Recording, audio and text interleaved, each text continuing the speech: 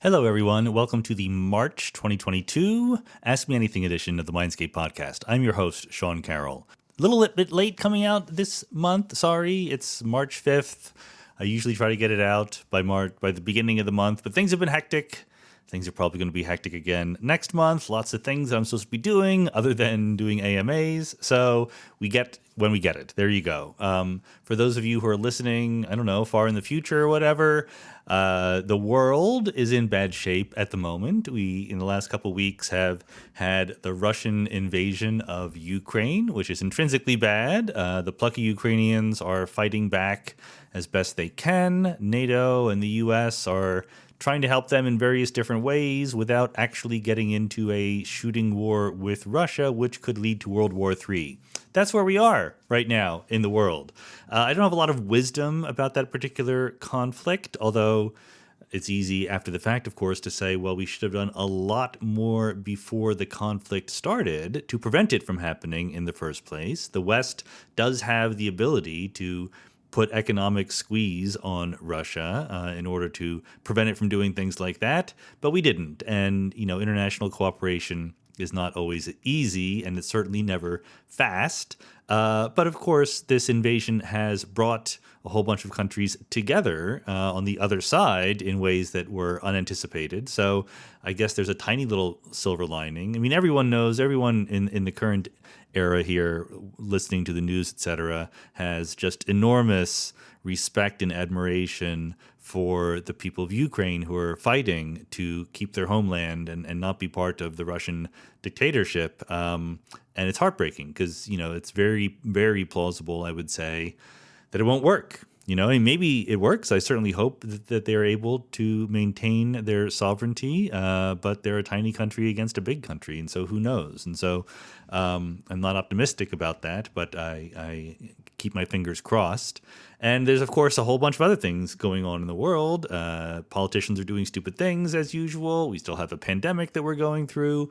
Yeah, it's tough to keep your eyes on the positive aspects of things. I just put up a tweet with a picture of Ariel just to cheer people up a little bit. That's the best I can do. I can offer kitty pictures.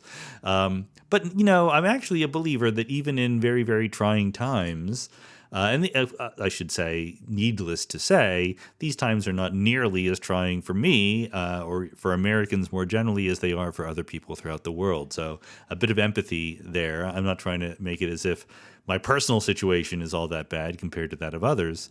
But it is actually important, I think, to kind of not become too monomaniacal about these things, especially when these things involve world events that you or I individually have very little control over. Life is complicated and rich and multifaceted, and there will be bad things going on and good things at the same time. And I don't think it's a mistake to acknowledge both. So just because terrible things are happening, it's okay to remember that there are some good things happening, and vice versa. Even if things are going very well, it's important to keep in mind that things aren't going well for everybody, and they could be better, and working to make them better. So this is a very long-winded way of saying I think it's okay to have an Ask Me Anything episode of the Mindscape podcast, even when the world is falling apart. The world doesn't stop. It doesn't just come to a halt, even when bad things are happening. And it's important to sort of keep our chins up and think about big questions that have an eternal aspect to them, as well as the pressing questions of the moment. We can do both. That's the point. We should be able to multitask on this. So, as always, if you aren't a regular listener here, this is the Ask Me Anything episode for Mindscape. We do this once a month, except for the end of the year. And the questions are asked by supporters of Mindscape on Patreon. So if you would like to be a supporter, you can go to patreon.com/Sean M. Carroll and pledge your support to this little project that we have going on here. And you get to ask a question. Back in the days when we were a wee plucky podcast, everyone who asked a question would get it answered. These days there are too many questions. Sorry about that. But I try to answer the questions that I think I have something interesting to say about. As usual, every single month, there's more and more really, really good questions that I don't get to answer. So my heart breaks. I would like to be able to answer all the questions, but there's lots of things I'd like to be able to do. that I can't quite get done. There you go. That's the world, the constraints of reality in time and space and energy and effort and ability. Got to deal with them. And with that, with that not completely optimistic conclusion, let's go.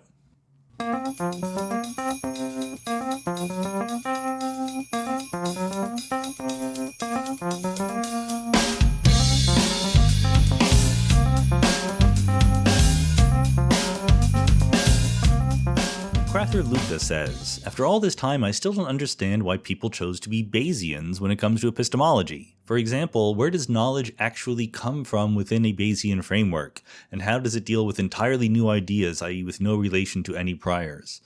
Well, I think, as I said before, you have to separate out two different things. One is Bayes' theorem.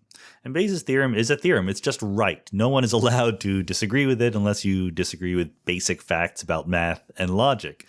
And Bayes' theorem says that when we have some credences in some propositions and then new evidence comes to bear, here's a formula that tells you how you change your credences. So you're sort of not allowed to disagree with that formula if you accept the basic axioms. But Bayesian epistemology or Bayesian inference or, whatever you want to call it is a slightly more broad scope kind of set of claims where you're saying that that is the way that we should think about gaining new knowledge. You always start with some credences and you always update them. Now, there's many, many details that are worth trying to get into here. Like when I say new knowledge, okay, new data, what counts as new data? Is it literally new facts about the world that we've been empirically measuring? Or can a new insight count as new data in some sense? And I think that the clear answer is yes, new insight definitely counts as new data. If you realize that your proposition is actually predicting something that is true, even though you didn't originally realize that, then that should increase your likelihood in that particular, your credence, if you like, in that particular proposition. So the question, I take it, is that the usual, maybe, I'm not sure, Crather Luca, if I am force feeding or forcing your question into a framework that I understand, but the usual question is about the priors, okay? So a Bayesian starts with prior credences. You have to start somewhere, and then you update them. And everyone agrees on the updating. The priors are sort of philosophically difficult. Where do they come from? I take it that is the basic question here. So they come from human beings inventing priors. As I joked, I forget whether it was in The Big Picture or one of my other books, everyone is entitled to their own priors. No one is entitled to their own likelihoods. The likelihoods are the functions that tell you the likelihood of getting certain data given some proposition being true. But everyone's entitled to their own priors. So where do they come from? They come from the fact that we are human beings embedded in the world. Our brains are not blank slates. We have models of the world. We have the manifest image. We believe in 3 dimensions of space around us and gravity and all sorts of things like that. Continuity over time of various coarse features of the world. And that brain, as part of the physical universe, has opinions. It just has opinions, whether you like it or not. Even if you give somebody a proposition that they have never contemplated before, they can come up with a prior on whether or not they think that proposition is true or not. Different people will have different priors. The hope is that they can collect enough data so that their priors go away. That's always the hope of Bayesian epistemology, which is a fancy way of saying that we do science to the world. That's how we make progress. We gather data, and it doesn't matter what our initial opinions were. If those opinions become flagrantly in conflict with the data, we get rid of them. So philosophically, you might not like that idea that our brains come up with these priors in different ways, in fundamentally subjective ways. I just think that that's it. There's no better way to do it than that. There's no out there in the world objective handle that we have. I think that this is part of my own intellectual journey. I was a person so many years ago who was as foundationalist as anybody, who really thought that we should go looking for absolutely solid grounding for all of our beliefs, including beliefs about morals and aesthetics and so forth. And the more and more I think about it, the more and more I read, the more and more I exist in the world and try to make sense of it, the more subjective I believe that some things are. The physical world is not subjective. There's a real, honest world out there. But when you say, okay, how do these little agents called human beings develop knowledge about the world? There's going to be a necessarily subjective feature there. There's not a rock hard foundation on which to build an unbreakable edifice of pure knowledge. Maybe we'd like that to be true, but I don't think it is. Anonymous says, if you take our observable world and retrodict without a past hypothesis, what are some concrete ways your retroaddiction would look like the future and ways your retroaddictions would look like the real past? I.e., does ice melt, but the rotation of the Earth reverses? Do stars shine, etc.? Okay, so the setup for this question is the arrow of time question. We think that entropy is increasing toward the future for two reasons.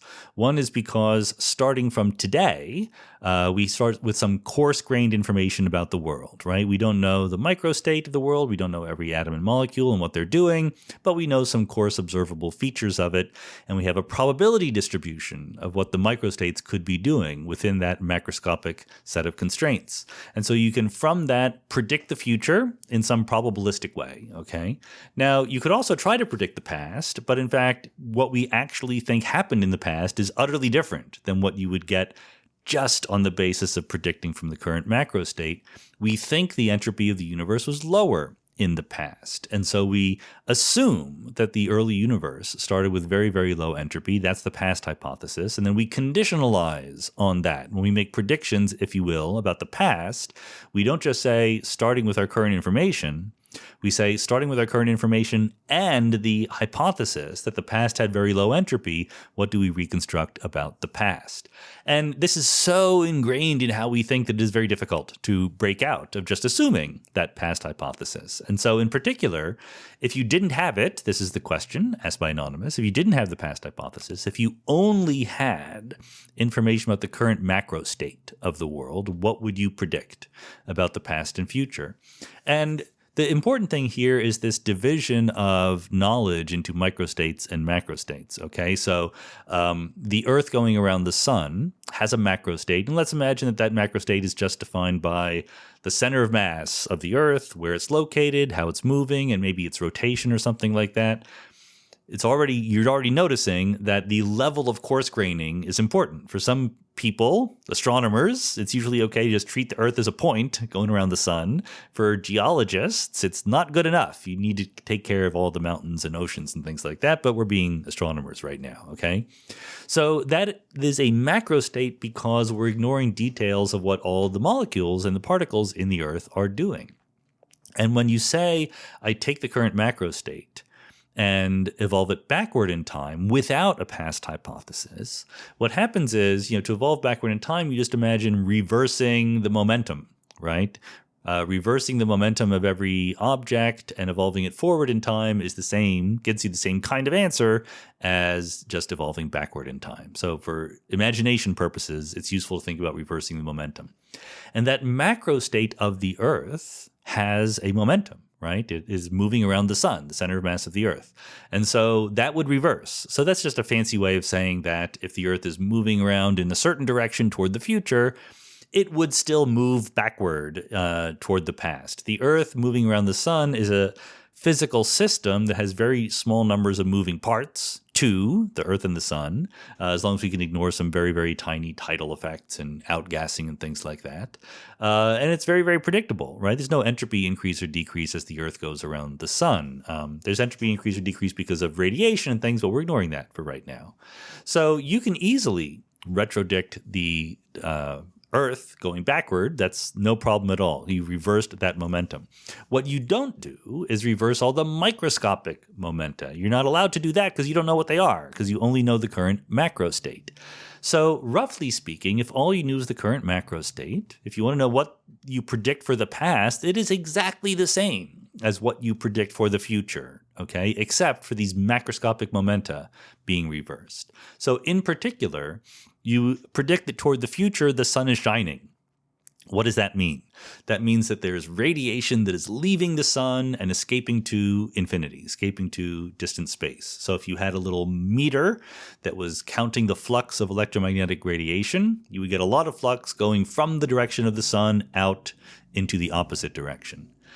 If you retrodict the past without a past hypothesis, you predict the opposite of that, which is you predict radiation flowing from the sun into the past, if that makes sense. It's equivalent to saying you predict radiation coming toward the sun, okay? If you had a little meter there in the past, it would detect a strong amount of radiation coming toward the sun from empty space. And you say to yourself, well, why in the world? How does it know? How does that radiation know to go toward the sun?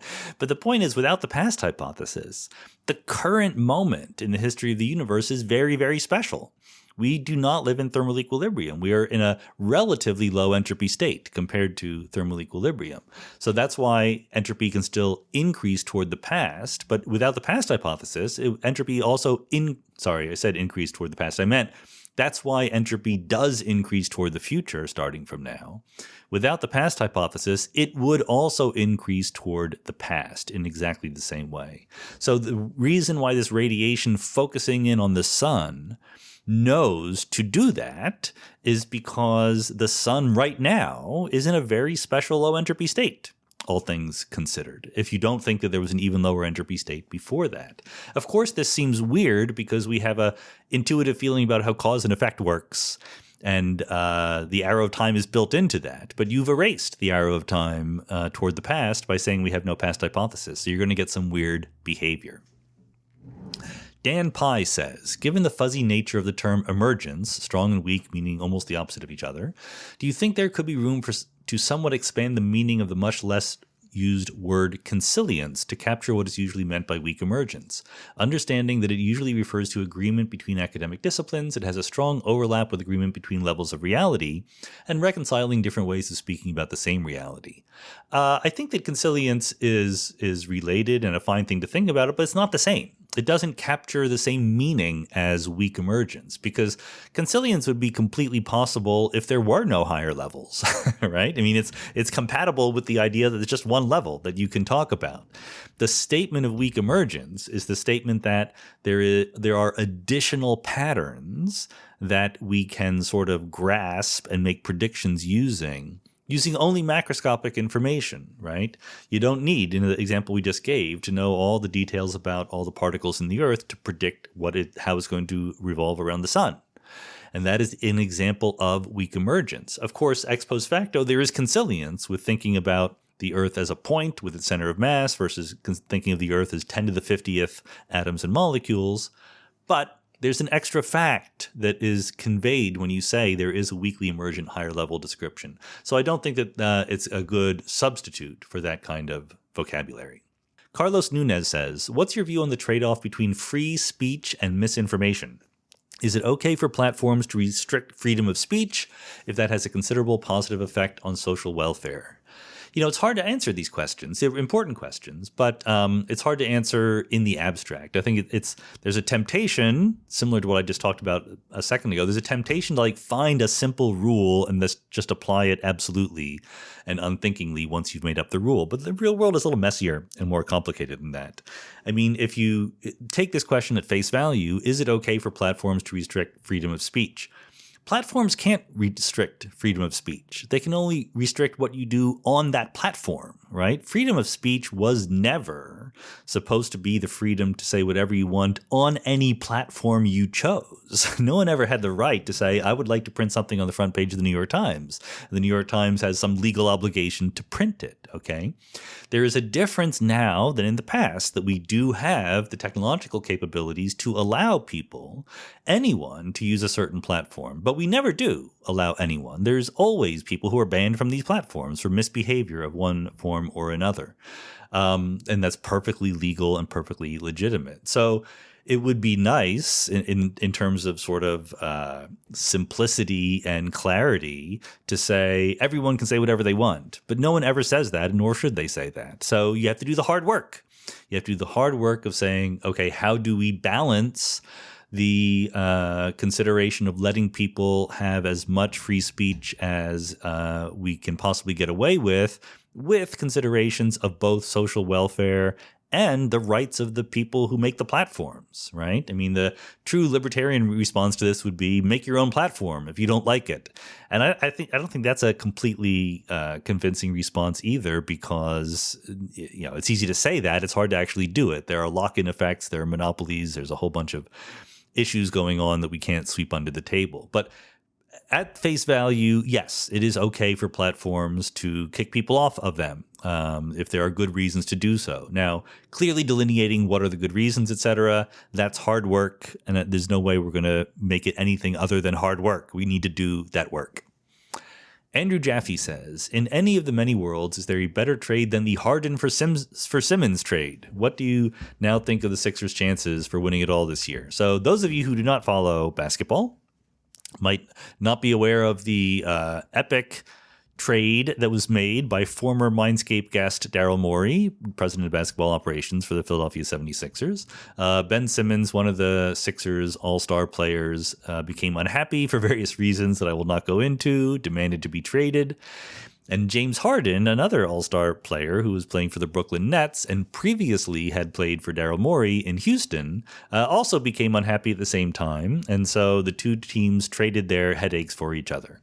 And I think I'm very biased as a Sixers fan, but I think the Sixers came out of that trade great. I could not imagine it really working out better. I'm sad because we lost two really good other players in Seth Curry and Andre Drummond, as well as a couple draft picks. But James Harden and Joel Embiid and Tyrese Maxey are just perfect complements to each other. I do think that the Sixers will have a learning curve. I don't think it's all going to be they're not going to go undefeated, let's put it that way, between here and the playoffs, especially on the defensive end. I think on the offensive end, it's just going to work perfectly. And that's something that I've never said about the Sixers since like 1983, that we've really had a killer offensive scheme in place. But the early returns are that, unsurprisingly to me, James Harden and Joel Embiid, who are both all-stars and basketball geniuses, work really well together. So optimistic. If we can stop other people from scoring, we'll go very far. So I actually think the Sixers have a very good chance of winning it all this year. I think that the only team I would clearly put ahead of them is Phoenix. If they get Chris Paul back, then I think that Phoenix deserves to be the favorite team to win it all this year, but the Sixers are right up there. Okay, I'm going to group together two questions. One is by Sandro Stuckey, who says, I'm amazed by the length and quality of the Ask Me Anything episodes. The number of questions left here by patrons, is it Patreons? Or it's probably patrons. I think, Sandro, you're correct. Just seems to go up and up. Can you tell us about your process for making an AMA episode? How much time does it take you to select and edit the questions, to record them, to prepare the audio material for upload, etc.? And then Frank Lehman says, in your AMA instructions, you explicitly note, I am not a huge fan of special relativity, puzzles, and paradoxes. I'm curious, what is it about these kinds of scenarios you don't like fielding? Okay, so two meta questions about the AMA process itself. So thank you, Sandro. It's a good way to get your question chosen by first saying how amazing the podcast is. That's always it's a strategy worth trying. Let's just put it that way. I think that I'm impressed by the quality of questions, by both their variety, they're not the same things over and over again, and by the depth. It's a fun mix of different things. I like the trivial fun questions, and if I don't answer your trivial fun question, it's not because I'm, trying to diss you or anything like that. It's just because I don't have a good fun answer to give you. That's all. So the process is, we're getting, between 100 and 200 questions per AMA each month. And so I cut and paste all of them from the Patreon post into a text file. And then I go through them all. And I just read them and decide which ones I have a possibility of saying anything interesting about and deleting the ones that I don't.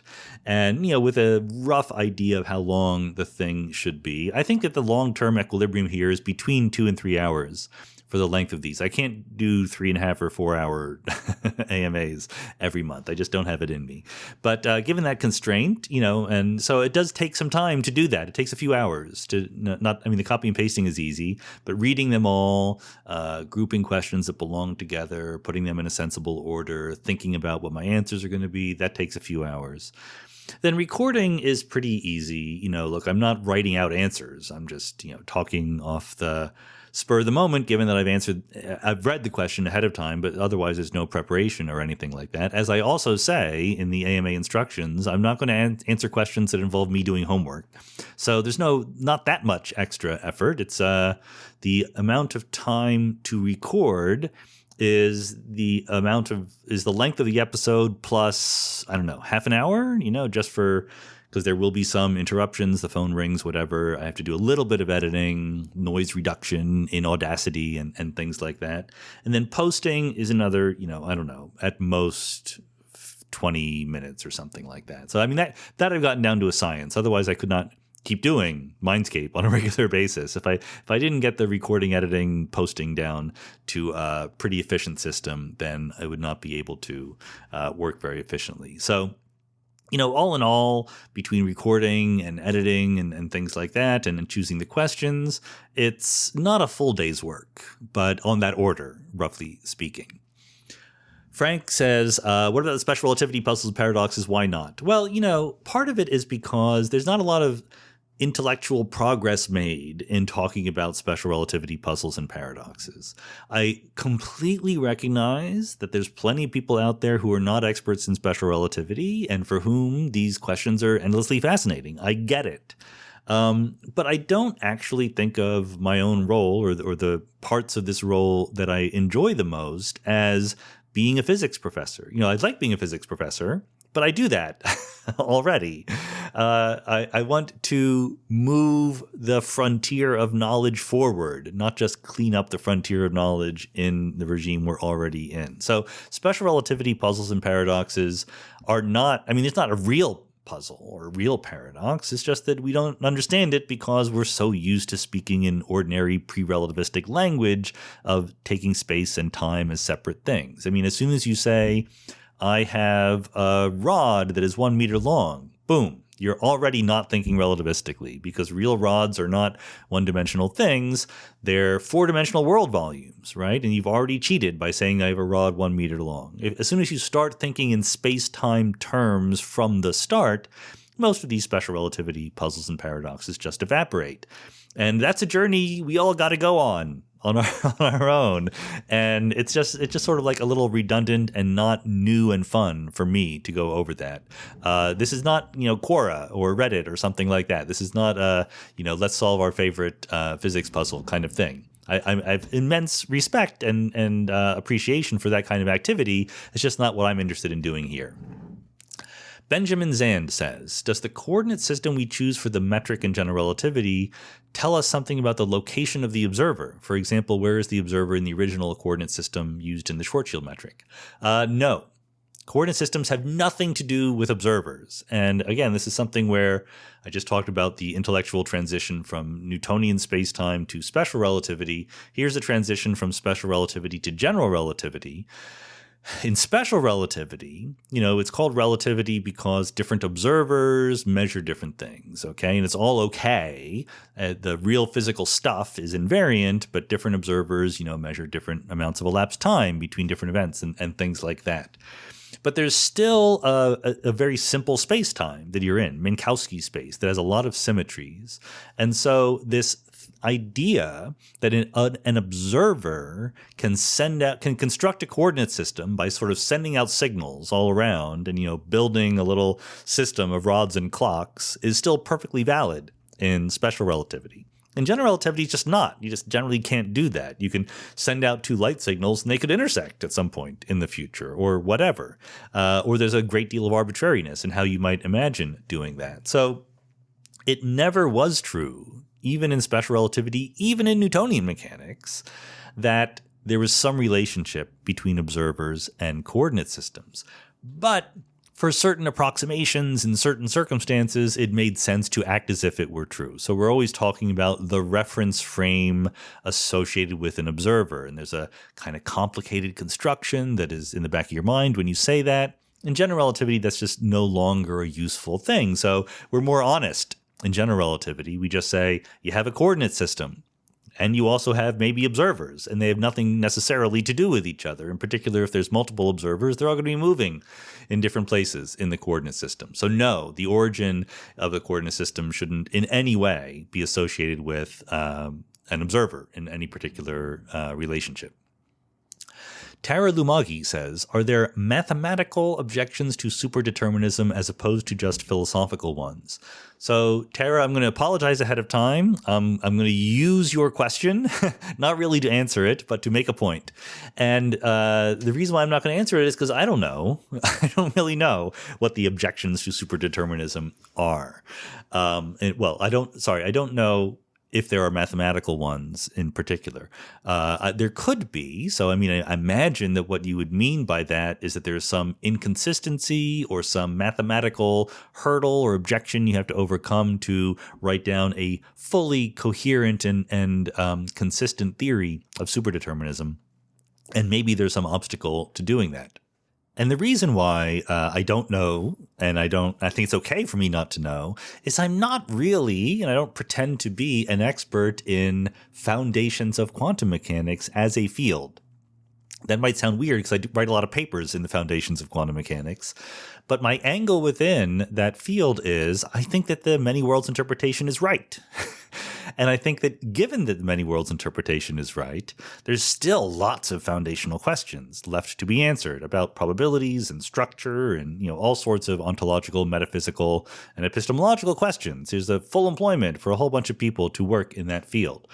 But I'm not actually paying attention to the discussion around other interpretations of quantum mechanics or formulations thereof. And as I'm always very quick to say, this is a bet that I make how to spend my time, and it could be completely wrong.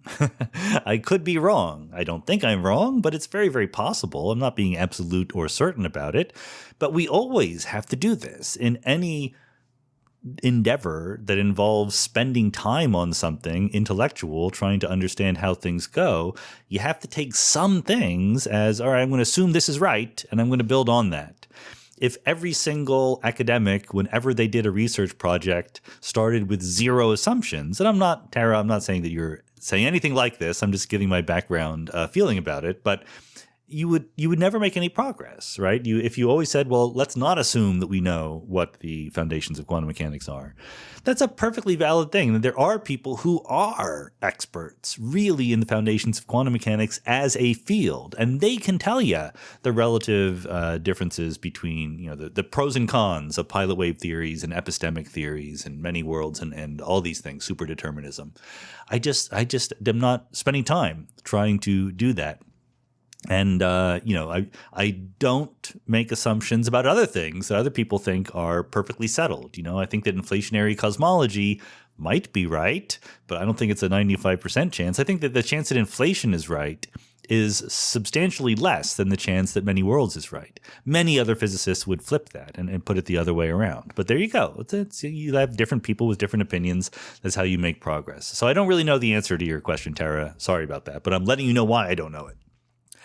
Brad Malt says, how is it possible that we were able to observe the cosmic microwave background? It has had 13.4 billion years to travel to us, but with the expansion of space, aren't we more than 13.4 billion light years away? So there's a simple answer to this and a complicated answer. The simple answer is the cosmic microwave background doesn't come from some location in space. It comes from everywhere in space, right? It is what was happening everywhere in the universe 380,000 years after the Big Bang. The universe was recombining. The electrons and protons were joining back together. So from everywhere, there was light being given off. There was radiation being given off. And so if you start today and trace light cones backward, it doesn't matter where we are, it doesn't matter how old the universe is, you will always reach a point in the past that was glowing. Okay, at the recombination surface, at the surface of less scattering, and that will be sending light to us that we can observe. Okay, so that's the simple answer. But the reason why I want to answer this question is because there is a more subtle thing here about we being more than 13.4 billion light years away. It's relevant to this question of our intuition, Newtonian versus special relativity versus general relativity. What does it mean when you say we're more than 13.4 billion light years away when you're in an expanding universe? Okay. What they mean by that, people say that and it's true. And what they mean by it is if you could extend a line through a space-like surface of the universe, in other words, through a surface of constant time since the Big Bang, and you extended it out to the point where the thing that we see in the microwave background, that atom that we see emitting at the microwave background is now sitting, that distance along a space-like surface is more than 13.4 billion light years because the universe has been expanding. At the moment when the light was emitted, that the analogous distance between where we would have been and where that atom was actually emitting is much less than 13.4 billion light years away. So that's because there's not really any good such thing as the distance between two different observers in an expanding universe. There's different distances that you can draw at different times. So you just have to not think that quantity is important. You can measure it, you can define it, you can't even measure it. Sorry, you can't measure it, but you can calculate what it would be.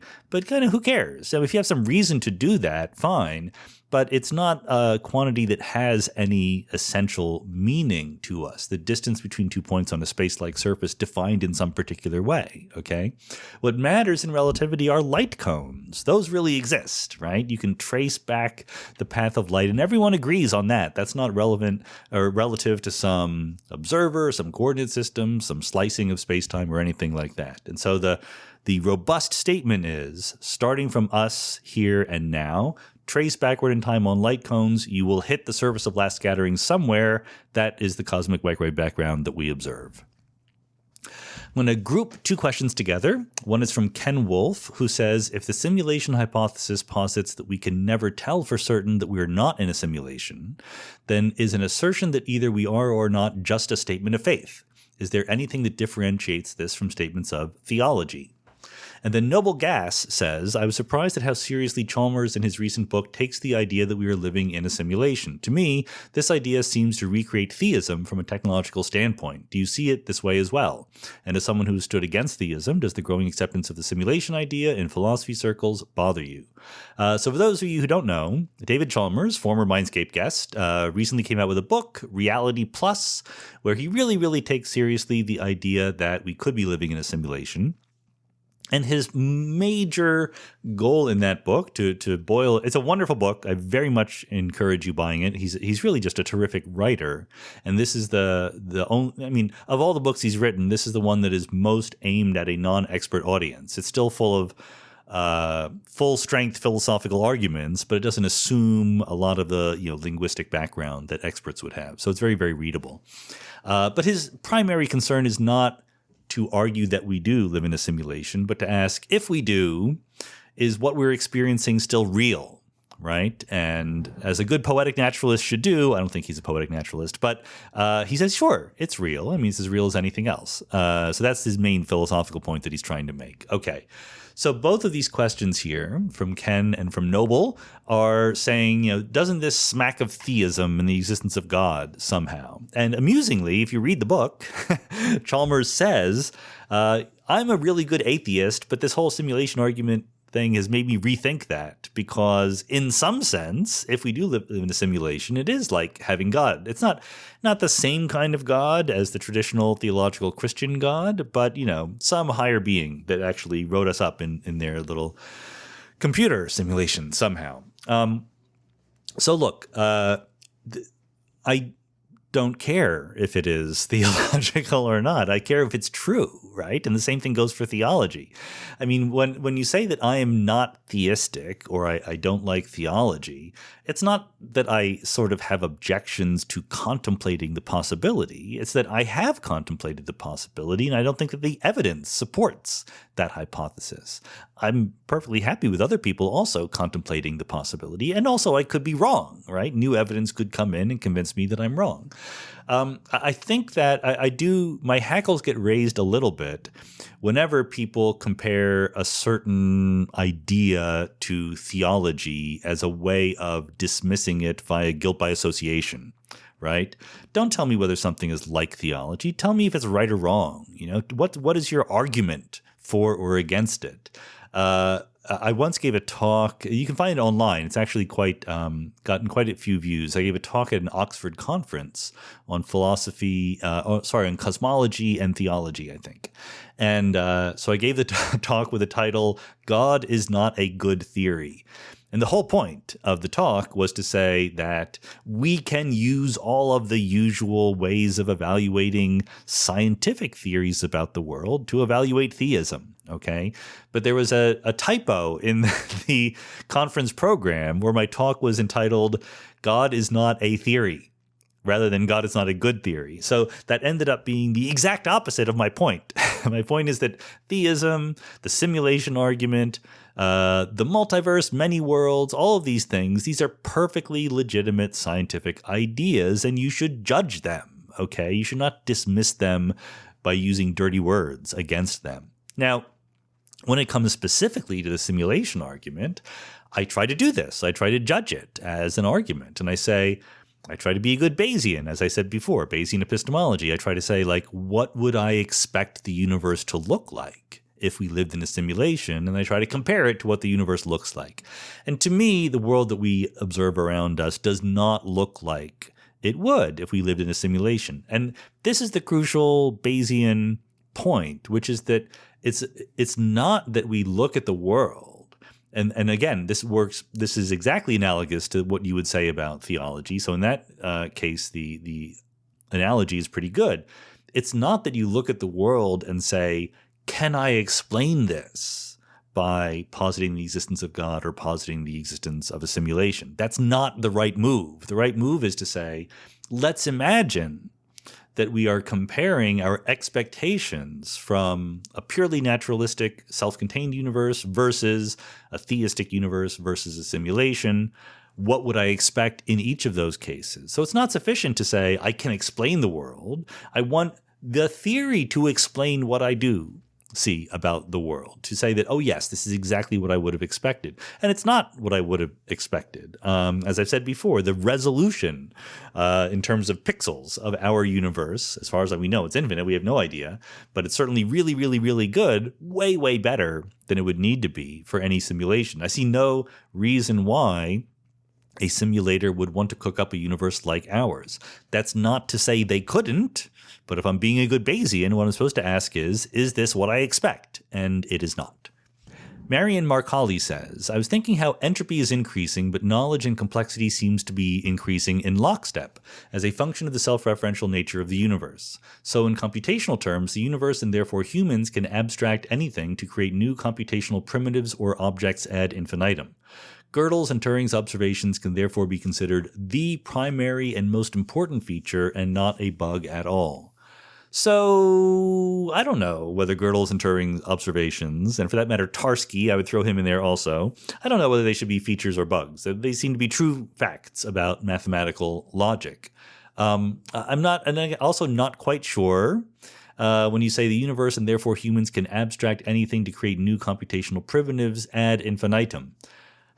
I'm not quite sure I'd want to go that far either. I mean, it's the ad infinitum that worries me there. I do think, and I've said this before, and I'm not an expert at it, so you shouldn't take my word for it, but I do believe that there is this kind of phase transition in reasoning, in cognitive capacity, when a brain or an information processing system of some sort gains enough capacity to be a Turing machine, right? To run any sort of Turing available computer program that you might want to run. And as Turing showed, this is a lot of computation, essentially all the computations you would ever want to do. There are limitations on what such computations can do, like the halting problem. You cannot prove that a certain computer program will halt, et cetera, et cetera.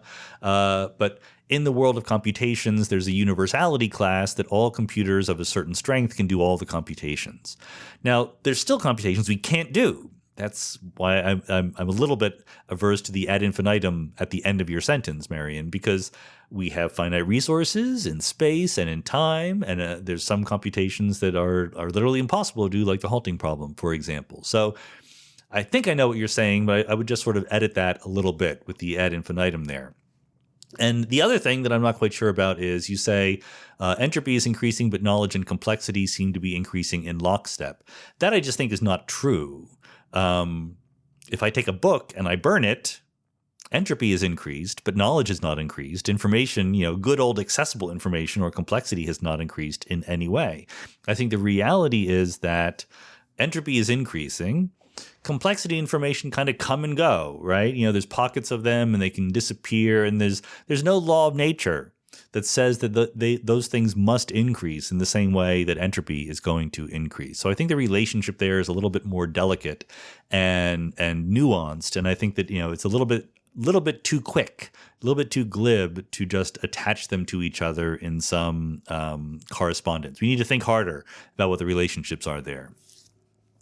Deepthi Amara Surya says, if you could redesign the familiar format of the undergraduate physics curriculum, what changes would you implement in the content, delivery, and assessment? I don't have a great set of answers to this because I have not been teaching undergraduate physics for a while. I taught one undergraduate course in the last 15 years, 1/4 of one course. So 1/4 in the sense of, one term in the quarter system that we have at Caltech. So I'm not an expert in all of the details there. I have certain vague feelings. I do think that, as with any curriculum, the curriculum in physics tends to lag behind the times a little bit, right?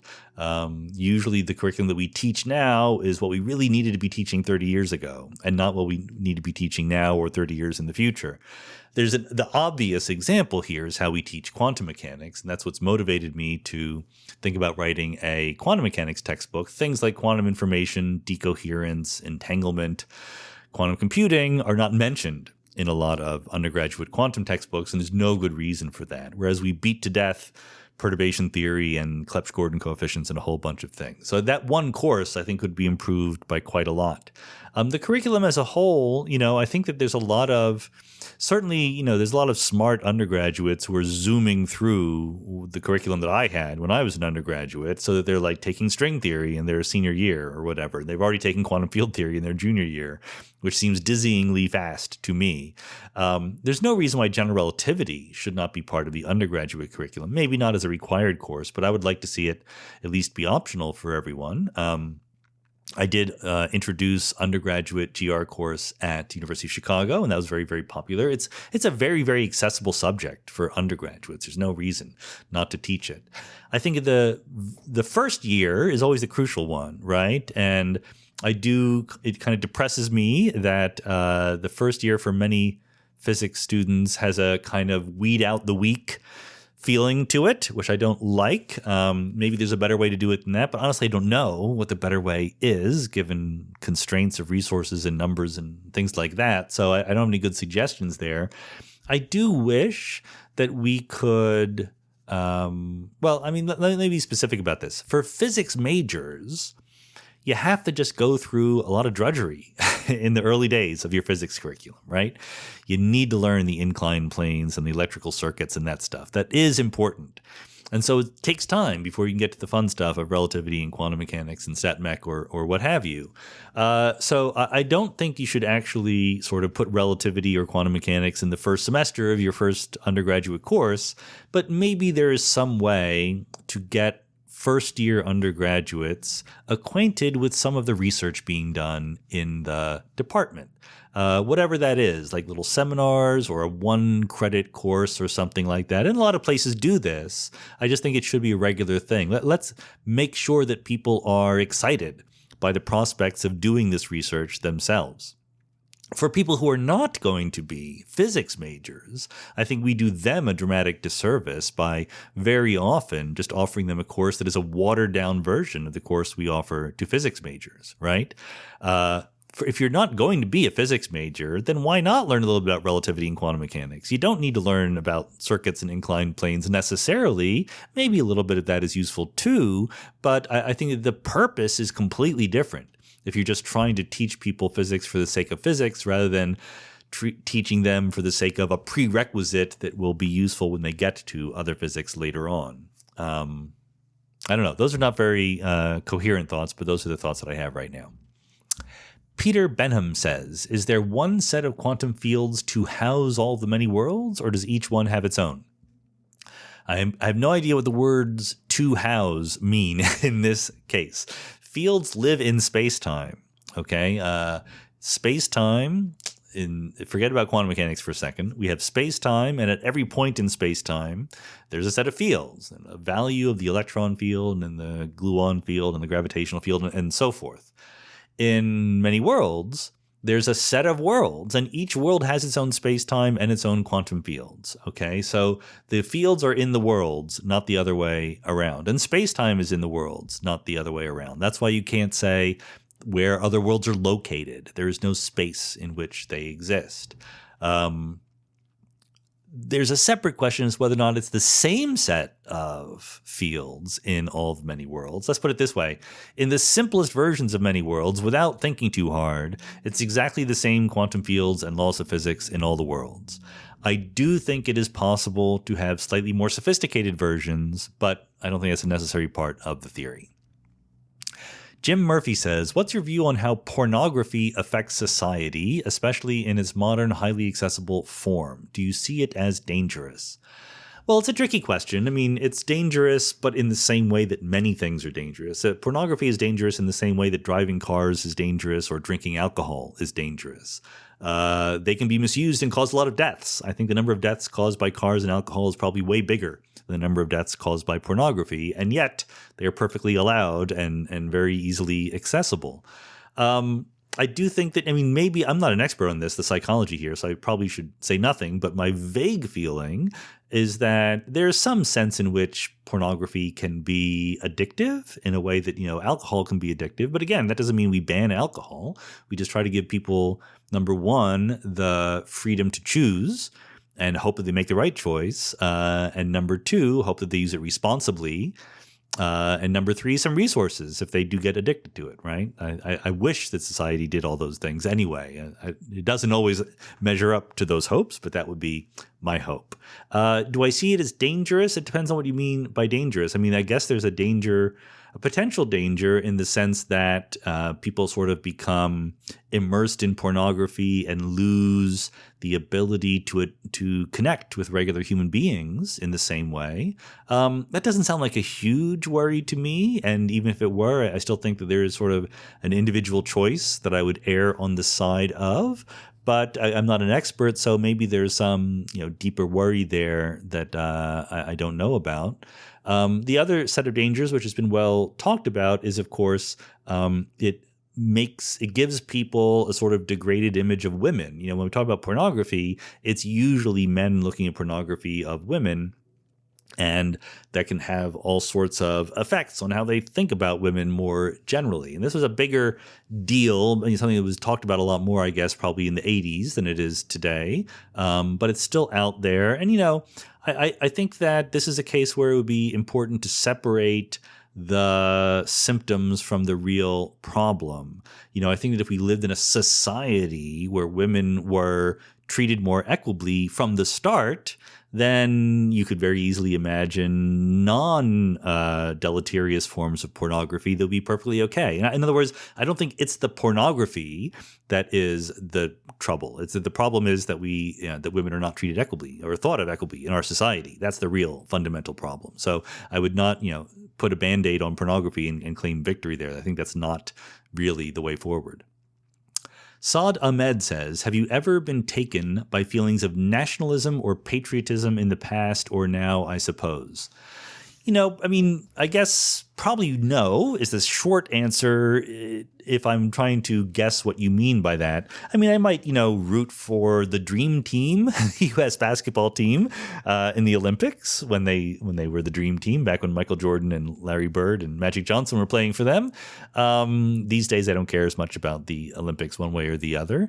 But, sports and things like that are completely harmless or almost completely harmless versions of nationalism or patriotism.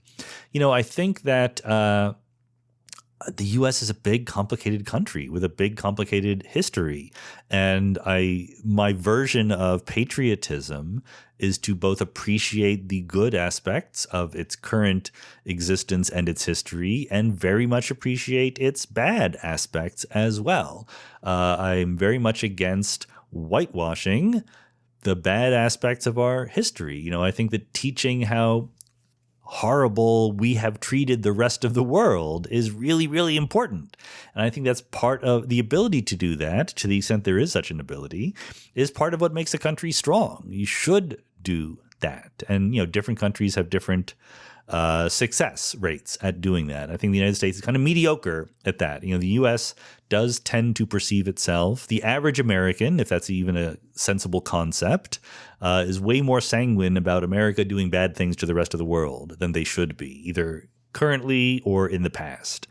But I can still, appreciate the values that the United States was founded on. And by that, I mean the sort of aspirational values, not the reality of what was going on back in the 18th century, because that was obviously very messy and compromised.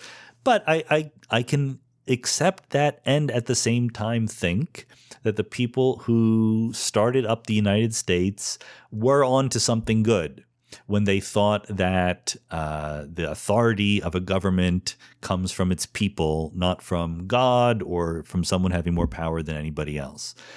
We had a long road that is nowhere near finished yet to actually achieve that ideal. But I think that's a good thing, something that's perfectly okay to be proud of, realizing that we were not the first, we're not the best, but it is something we did right. So, I'm not out there waving the flag or anything like that, but I think a nuanced view of the history of a country is an important thing. This is not the United States, so it's not quite apropos, but there's this wonderful meme that has gone around for years of how people in the UK view the UK and how people outside the UK view the UK. And inside, it's like this cute little bulldog puppy, and outside, it's like this terrible ravenous wolf.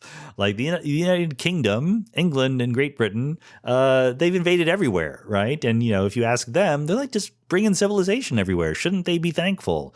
I don't think that big, powerful countries bringing civilization elsewhere has really been a successful from the point of view of the people whose civilization is apparently being imposed upon them, as the imposers would like to believe. So this is all very complicated stuff. I think that, again, simplifying it is the one bad thing that you can, oversimplifying it is the one big mistake you can make. Justin Bailey says, I used to see you quoted in New Scientist often for various cosmology-related articles.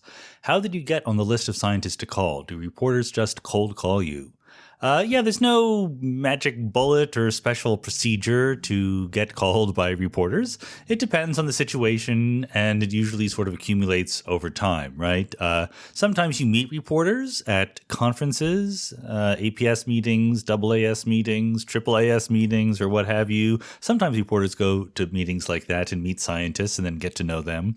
Sometimes the scientist has done some work that is associated with a press release, and therefore they get known that way. Or sometimes the scientist just has a public presence, blogging, Twitter these days, whatever, writing popular articles. There's various ways that a journalist might get to know the name of a scientist. And then the journalist is going to very, very naturally have their favorite scientists to talk to. Scientists are not all equally adept at explaining science to a wider audience or speaking in non-jargon terms, or even the slightly more subtle skill of providing a juicy quote, right? A quote that is both accurate, but also makes things sound exciting rather than boring. Now, ideally, a journalist will try to spread the wealth, right? They will try to talk to various people, different people for different articles, different kinds of diversity along various axes. But, life is short. You don't always get there. Sometimes you just want that juicy quote and you go for the same person over and over again. And a related question here, Scott Lewicki says, I'm going to relate this even though it's not obviously related. Frequently in your episodes, you will reference a previous Mindscape podcast guest when talking to the current guest. There's often some great discussion that comes from this, comparing or contrasting the views of more than one guest. Have you considered inviting back 2 or more previous guests and creating a panel discussion that you could facilitate? If so, which guests would you bring together and what would be the theme?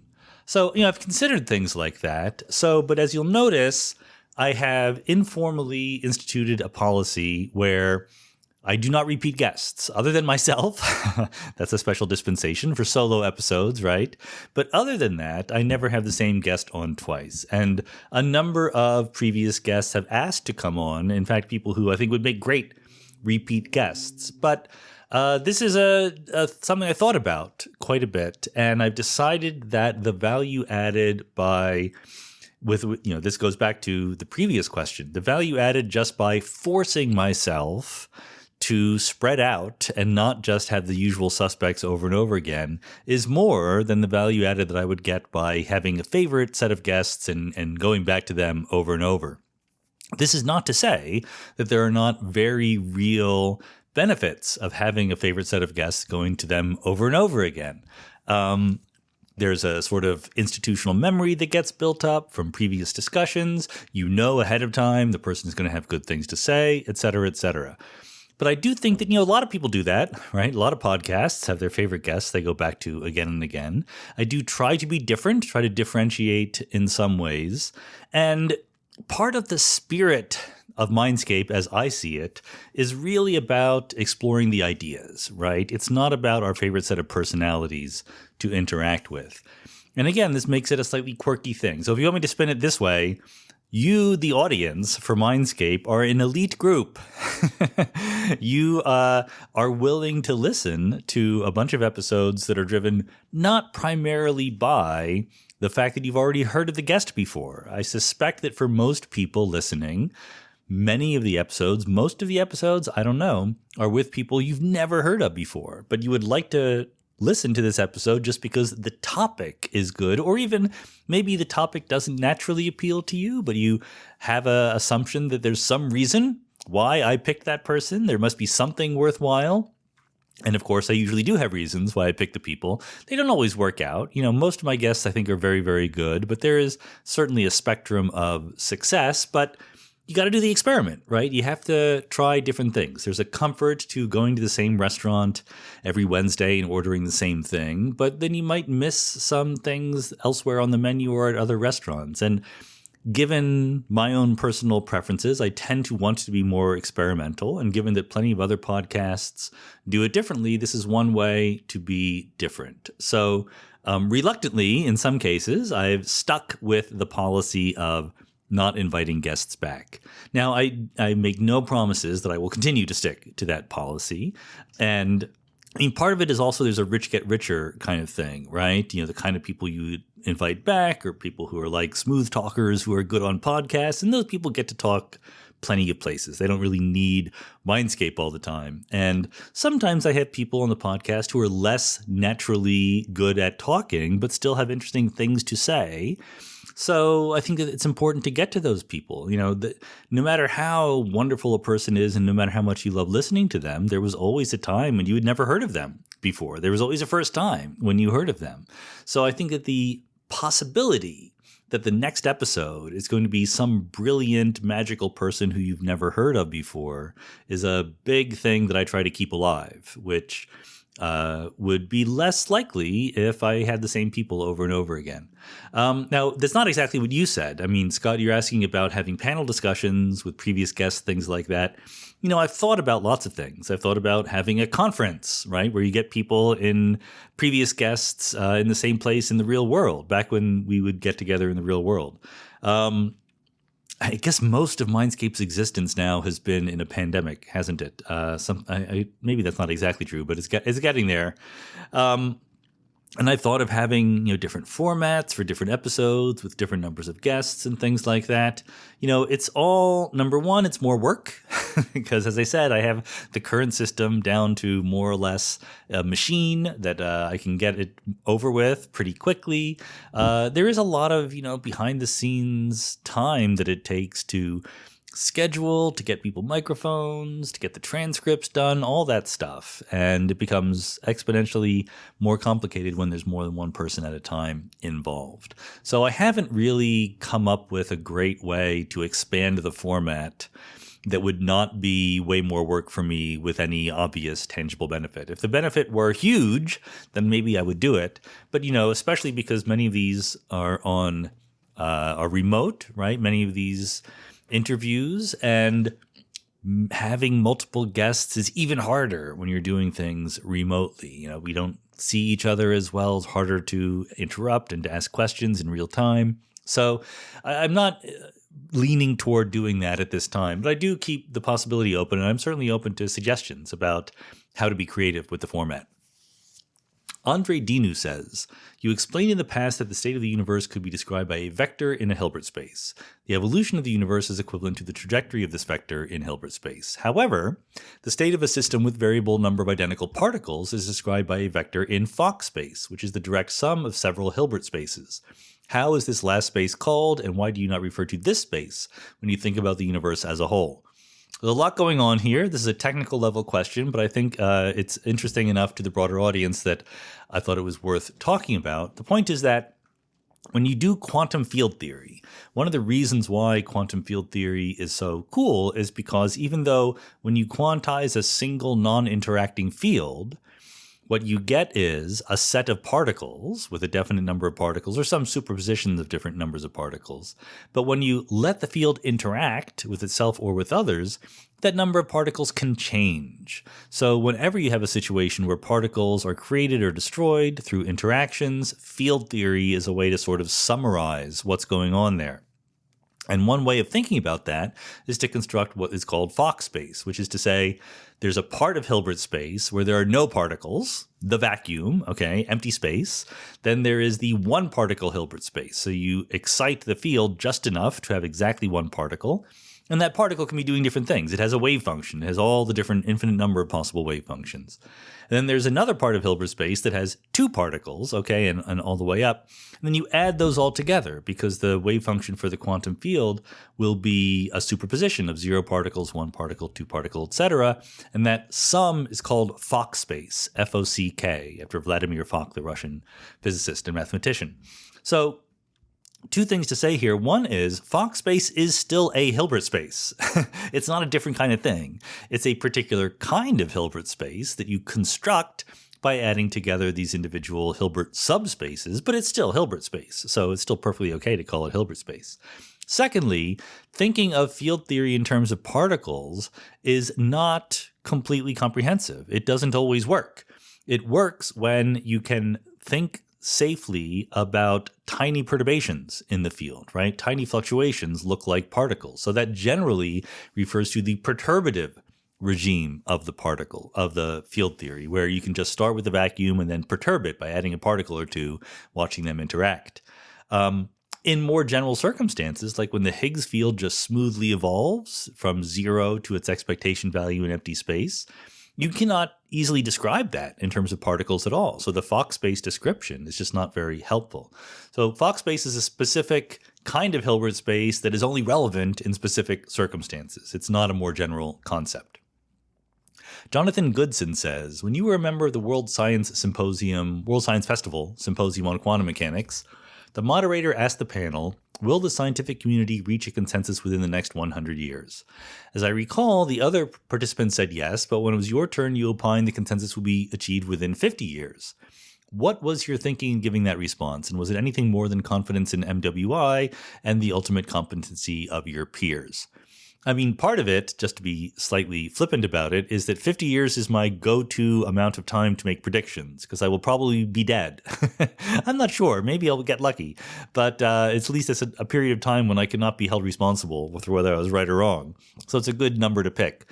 But also, yes, I am kind of optimistic that we are making progress on the foundations of quantum mechanics. Like I said, I specifically think that many worlds is going to be the right answer. But even if it's not, I still think we're making progress. I still think that we have a lot more IQ points worldwide trained on the problem of understanding the foundations of quantum mechanics than we have in previous decades. And I don't think it's an intractable problem either. So I think that there will be a consensus about it sooner rather than later. David Harrington asks a priority question. Remember, to those of you who are new, priority questions are questions you're allowed to ask once in your life, And you can drop them into the AMAs on Patreon, and I promise I will answer them. I don't promise I will give you a satisfactory answer, but I will definitely answer them one way or the other. So choose your priority questions wisely, because you're on your honor to only ask one ever in your life. And David says, I have, since reading Lee Smollen's book on universes from black holes, been bugged by a simple question.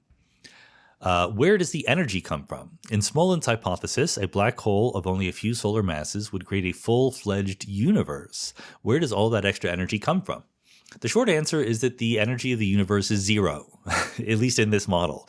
This is just a fact of general relativity that in a closed universe, in a universe whose spatial slices are something like a sphere or a torus or something like that, the total energy is zero, which you can roughly, informally, but not precisely, think about as saying that there is a positive contribution from the energy of matter, from stuff, matter, radiation, dark energy, what have you, and a negative contribution from the energy of the gravitational field, the curvature of space-time. That's a rough informal thing. I mean, really what you should think of is we're talking about cosmology in the whole universe. There's no reason at all that your intuitive notions of energy should even apply in this case.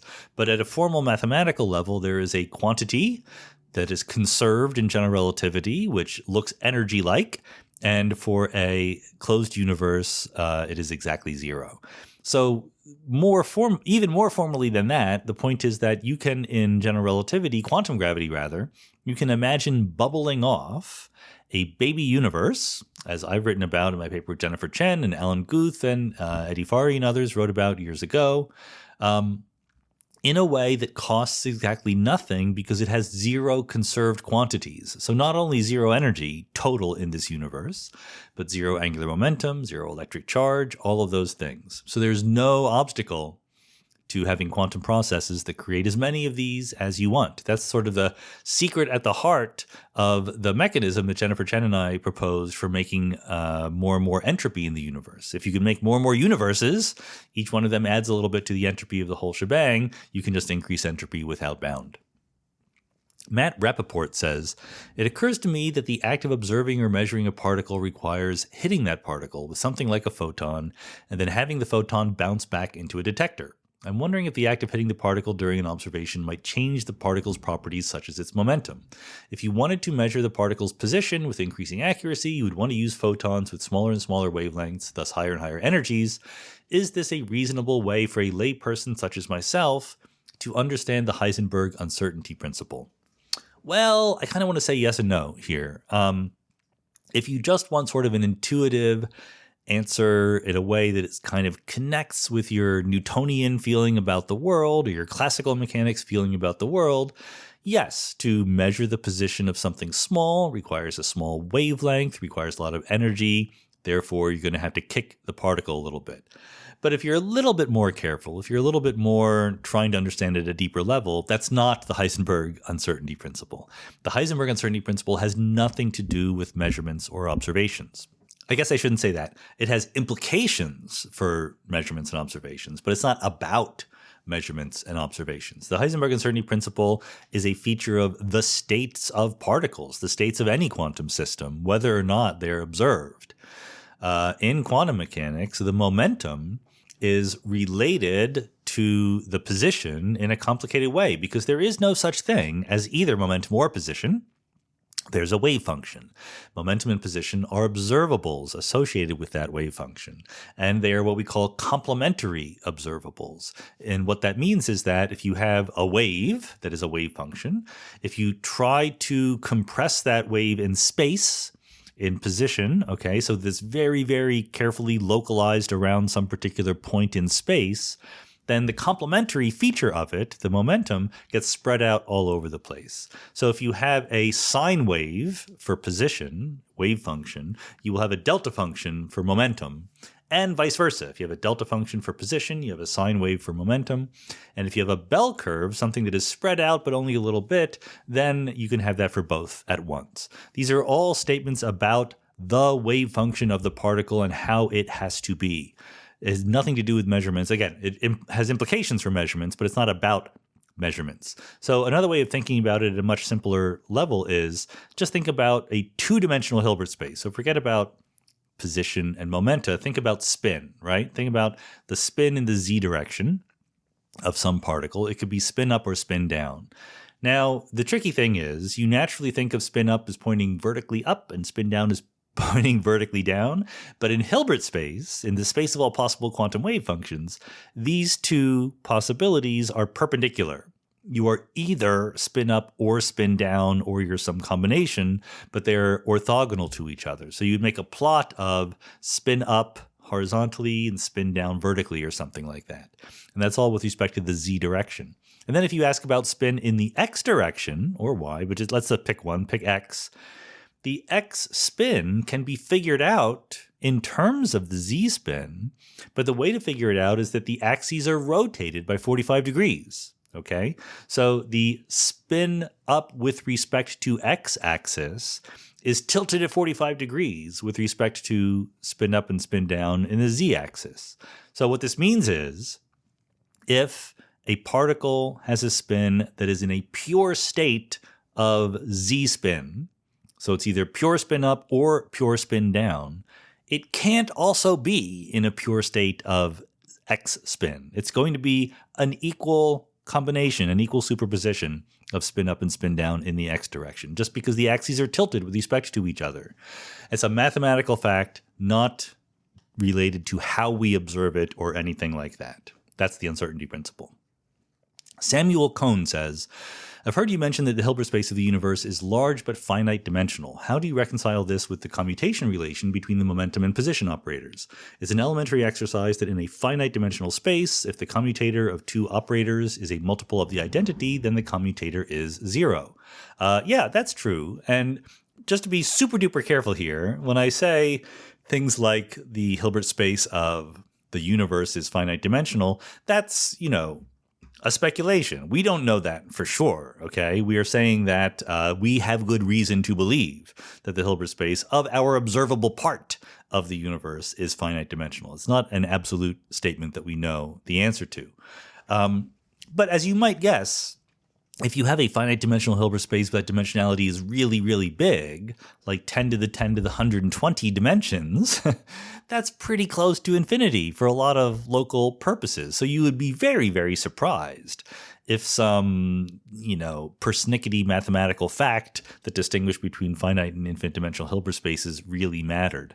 And indeed, in a finite dimensional Hilbert space, you can construct analogs of position and momentum that are not exactly the same, but they have the same kind of commutator that position and momentum do. And then you can take a limit as that number becomes really, really big, the dimensionality of Hilbert space, they become more and more like position and momentum. So in fact, I did this with Ashmeet Singh, who was a student here at Caltech.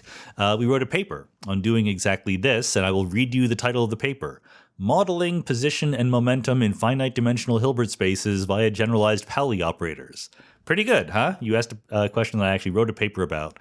So you can go to the archive and look for that paper, Modeling Position and Momentum in Finite Dimensional Hilbert Spaces via Generalized Pauli Operators. So it can be done. I mean, obviously, I presume that you know a little physics here if you're asking questions like that. So you should be able to read the paper and see what we have to say. It came out in 2020, not too long ago. So there you go. Anonymous says, do you have any advice for casually talking about academic or intellectual interests and hobbies without coming across as bragging or trying to act superior? How would you describe the middle way between heavily editing yourself to make people comfortable on one extreme versus refusing a responsibility to read the room on a basic level on the other extreme? So I just want to make this question a bit more general because I think that it's a question that's nothing to do with intellectual interests or hobbies or acting superior. It's just a general question about how do you talk about things you care about that the rest of the room may or may not. Okay, if those things happen to be intellectual or whatever, that's great. And if they're not, that's also great. Maybe you like watching the rodeo. Maybe you like knitting. Okay, and maybe no one else who you're talking to does. Or maybe they do and you don't know it. Right? So I think that it's no different than if you like knitting versus if you like quantum mechanics, perfectly honestly. The ways in which you might get a negative reaction differ in details. If you like knitting and someone is, the whole room is full of macho people who would look down upon that, they might be condescending. Whereas if it's full of a bunch of people who are anti-intellectual and you like quantum mechanics, then you might get defensiveness kind of reaction. But the general strategy is the same. Namely, on the one hand, you should simultaneously be proud of your interests. You should not apologize for them. You should be able to express enthusiasm for things you're enthusiastic about. And at the same time, recognize that if other people aren't interested, then this just isn't the room to talk about that. You shouldn't force it on them, whether it's knitting or quantum mechanics, okay? Some people are going to be interested, some are not. Try to discover who those people are by, maybe mentioning that you're kind of interested in this stuff. And if they're just not, then move on to something else. And if you're unable to talk to them about other things, if you're unable to find any overlap between what you're interested in and what they're interested in, either then there's some issue with you, or more likely you're just in the wrong room. And you should go to a room where you can talk about stuff that you both agree are interesting. James Maddox says, in the standard model, what is a mixing angle? They seem to determine strength of interactions and relate closely to symmetry and unification, but do they have a physical interpretation? Yeah, they do have a physical interpretation. So, I don't want to spend too much time because, again, this is a technical physics question. But basically, think about quarks, okay? You have the positively charged quarks up, charm, and top. I may or may not get this right, which is positive, which is negative. Up, charm, top, and then down, strange, and bottom, the negatively charged quarks, okay? And roughly they're in pairs, right? Up and down are a pair, charm and strange are a pair, top and bottom are a pair. What does that mean? That means that the up quark, when it interacts, when it either, transforms, when it gives off a W boson, so it changes its identity, usually the up quark is going to change into a down. And the down is going to change into an up, and vice versa. But not all the time. So the up quark is actually going to change into some linear combination of all of the negatively charged quarks. So you have an up quark, which is charged plus 2/3. It gives off a W plus, right? A positively charged W boson. So it converts into a minus 1/3 charged quark, but it's not purely a down quark. It's a combination of down, strange, and bottom. There you go. And that which combination it is, that's what the mixing angle is telling you, the precise amount by which you get these different combinations. Same thing is true with neutrinos and leptons and so forth. Roughly speaking, this is all just saying that there are different properties that quantum fields have, and the properties don't always march in lockstep. So in the neutrino world, for example, the important fact is that there are mass states, okay? There are, I should say it the other way around.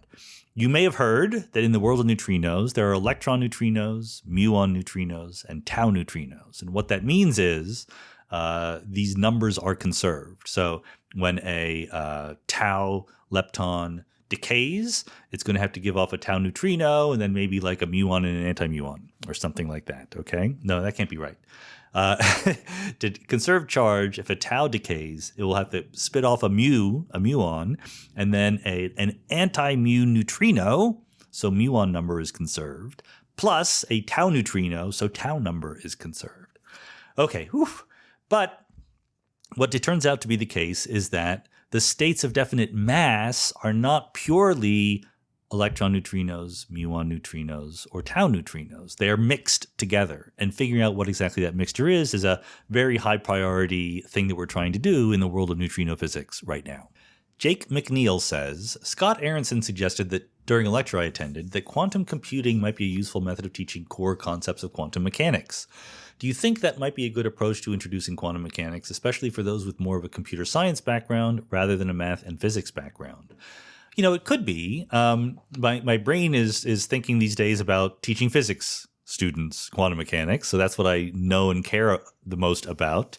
For computer science students, it might be different. There is a sense in which quantum computing is a generalization of classical computing. You replace bits with qubits, and not gates, etc., with their quantum gate equivalents, and so forth. And you have this whole new thing, which is that states can be in superpositions, and then you have to read out the outcome with a measurement that collapses the wave function. But otherwise, it is a generalization of the whole idea of bits and computing. So you could teach things that way. Sure, absolutely. You're never going to get to the hydrogen atom that way, though. You're never going to get to the simple harmonic oscillator or quantum tunneling or a whole bunch of other interesting phenomena. So I think, honestly, my current thinking is to be hybrid about it. Given that I am interested in how to teach physics majors, I take that they come into it knowing some classical mechanics. They know a little bit about positions and velocities or momenta of particles, right? That's how they're trained to think, a ball rolling around in a potential on an inclined plane. And the usual traditional way of doing quantum pedagogy is to take that classical system and quantize it, to replace positions and momenta with wave functions and go on from there. And I think that's fine. I think that's a good thing to do. But you instantly get into difficulties, or at least sticky wickets, mathematically speaking, because the Hilbert space of a single particle is infinite dimensional. And infinity is harder than 2. A qubit has a 2-dimensional Hilbert space, which is a lot easier to deal with. So conceptually, qubits are a lot easier way to introduce quantum mechanics. The problem with them is that they don't connect with anything you've heard of in classical mechanics. There's no equation of motion for a qubit classically, okay? So I think you can do both. I think you can say, here's a classical particle, let's quantize it. Oh, we get a wave function. Oh, we notice that wave functions are vectors in a Hilbert space. Oh, we notice that there are much smaller Hilbert spaces than that, like 2-dimensional Hilbert spaces. And then use that 2-dimensional qubit language to introduce a lot of the concepts of quantum mechanics. So just do both. That's what I would like to do. I would like to do both. Anonymous, these are all different anonymouses. There's not one anonymous asking many questions. Anonymous says, the collection of homeostatic chemical processes we call life self-propagate in the direction of the arrow of time because this is the direction where entropy increases. The intelligent computational systems based on these chemical processes we call our minds thus experience the arrow of time. As a whole, the entropy of the universe increases, but there exist regions where entropy decreases. Could there be homeostatic chemical processes that propagate in the reverse direction in these regions, life in the reverse direction? So, no. The answer is no. But it's a little bit tricky to explain why, and in fact, this might very well be something where I just don't understand it well enough to give you the simplest answer here. But let me explain to you why I'm quite confident that is the right answer. The second law of thermodynamics applies when you have a closed system, and you say a closed system that starts in a state of low entropy will, with enormously large probability, evolve to states of higher entropy, okay? There are ways to have systems spontaneously decrease in entropy, namely, they're not closed systems, right? They're open systems. So my favorite example, you put a bottle of champagne in the refrigerator, and it will lower its temperature. And if you calculate the entropy afterward, it has a lower entropy just because it's lowered its temperature. That counts as lowering its entropy, okay? But the point is that even though we say, and it is true, we correctly say that the arrow of time is due to the fact that entropy is increasing, that little glib motto slides over some important details, okay? So the details matter. And actually, this came through a little bit in the podcast with David Wallace, where we're talking about the arrow of time, that, sure, entropy is increasing, but there's more to it than that. Entropy is increasing in a particular way. So think of it this way. So, roughly what I want to say, just to get to the answer to your question, is if I put something in a refrigerator, its entropy will go down because it's in a closed system, but it's in an open system, sorry. There's no sense in which the arrow of time is reversed inside that bottle of champagne.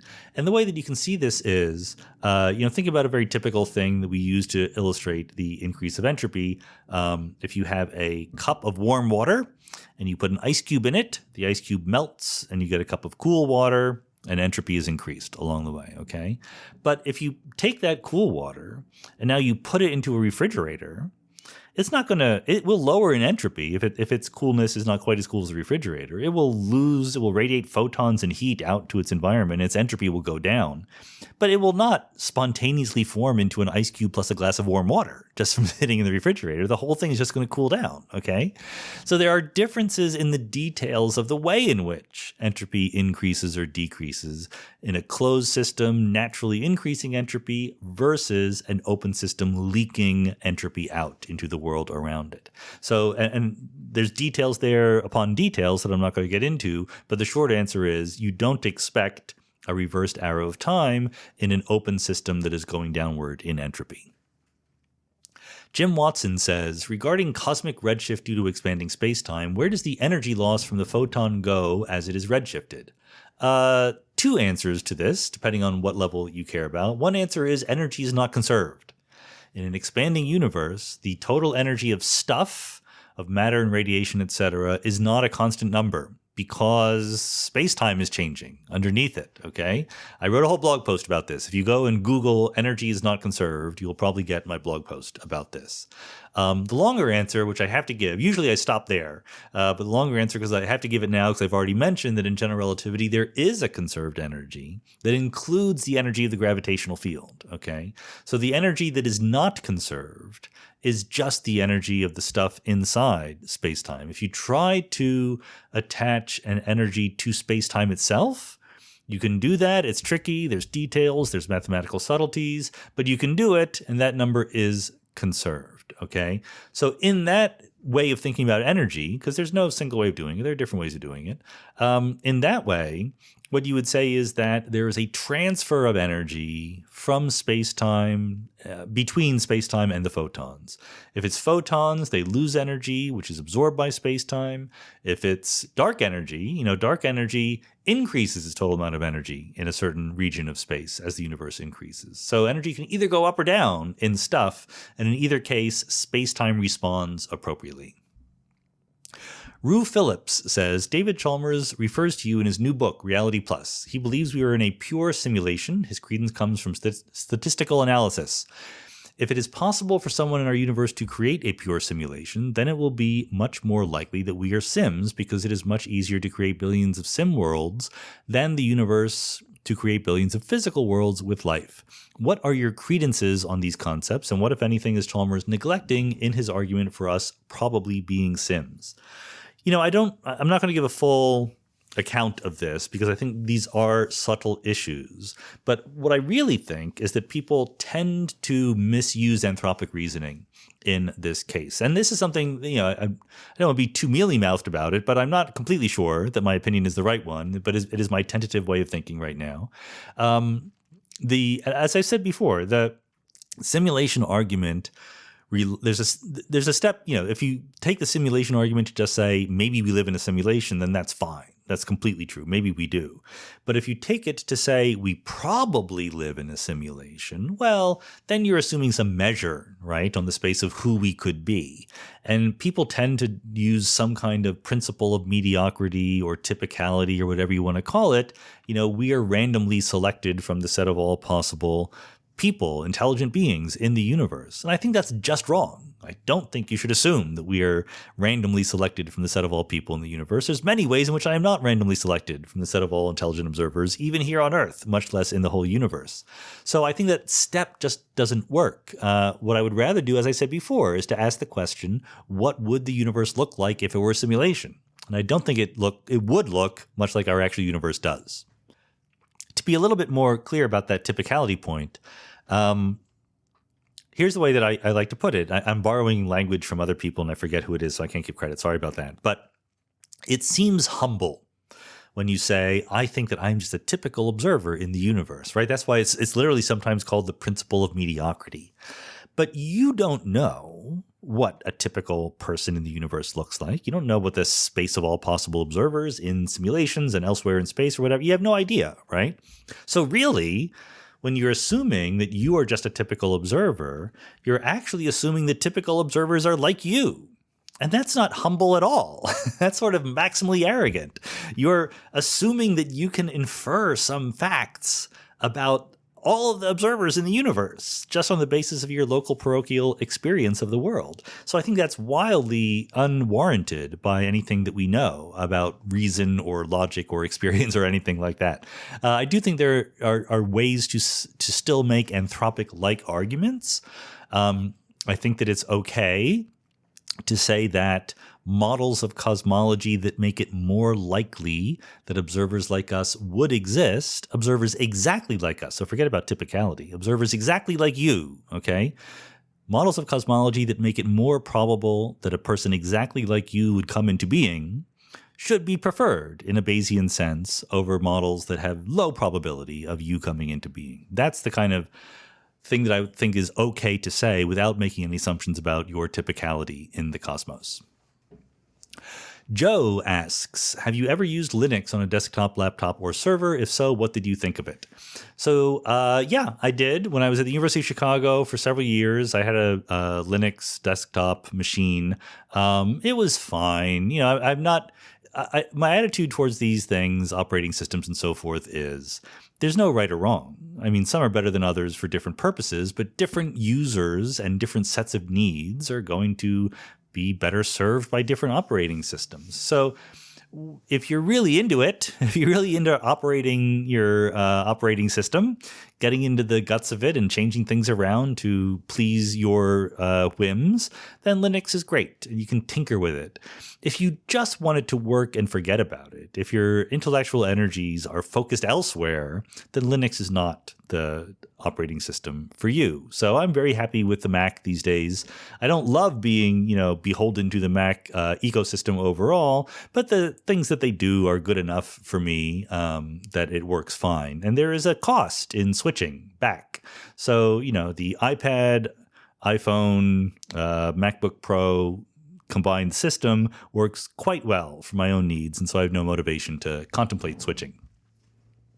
Jeff B. says, as I listen to your interviews with guests, I'm always impressed by your ability to come up with questions that cut to the heart of a topic. Do you believe this is something that you are naturally talented at, or was it a skill that took practice? Well, thank you, Jeff, for the nice compliment. Like I said, I am not above including questions here that involve the compliments to begin with. So I'm not sure, though, to be super duper honest here, I'm not sure that I have a special ability to come up with questions that cut to the heart of a topic. What I do think is that there's a simple feature of Mindscape, which is that it's just me, right? I am the one choosing the guests, booking them, interviewing them, whatever. And my motivation for doing it is not primarily greed or fame.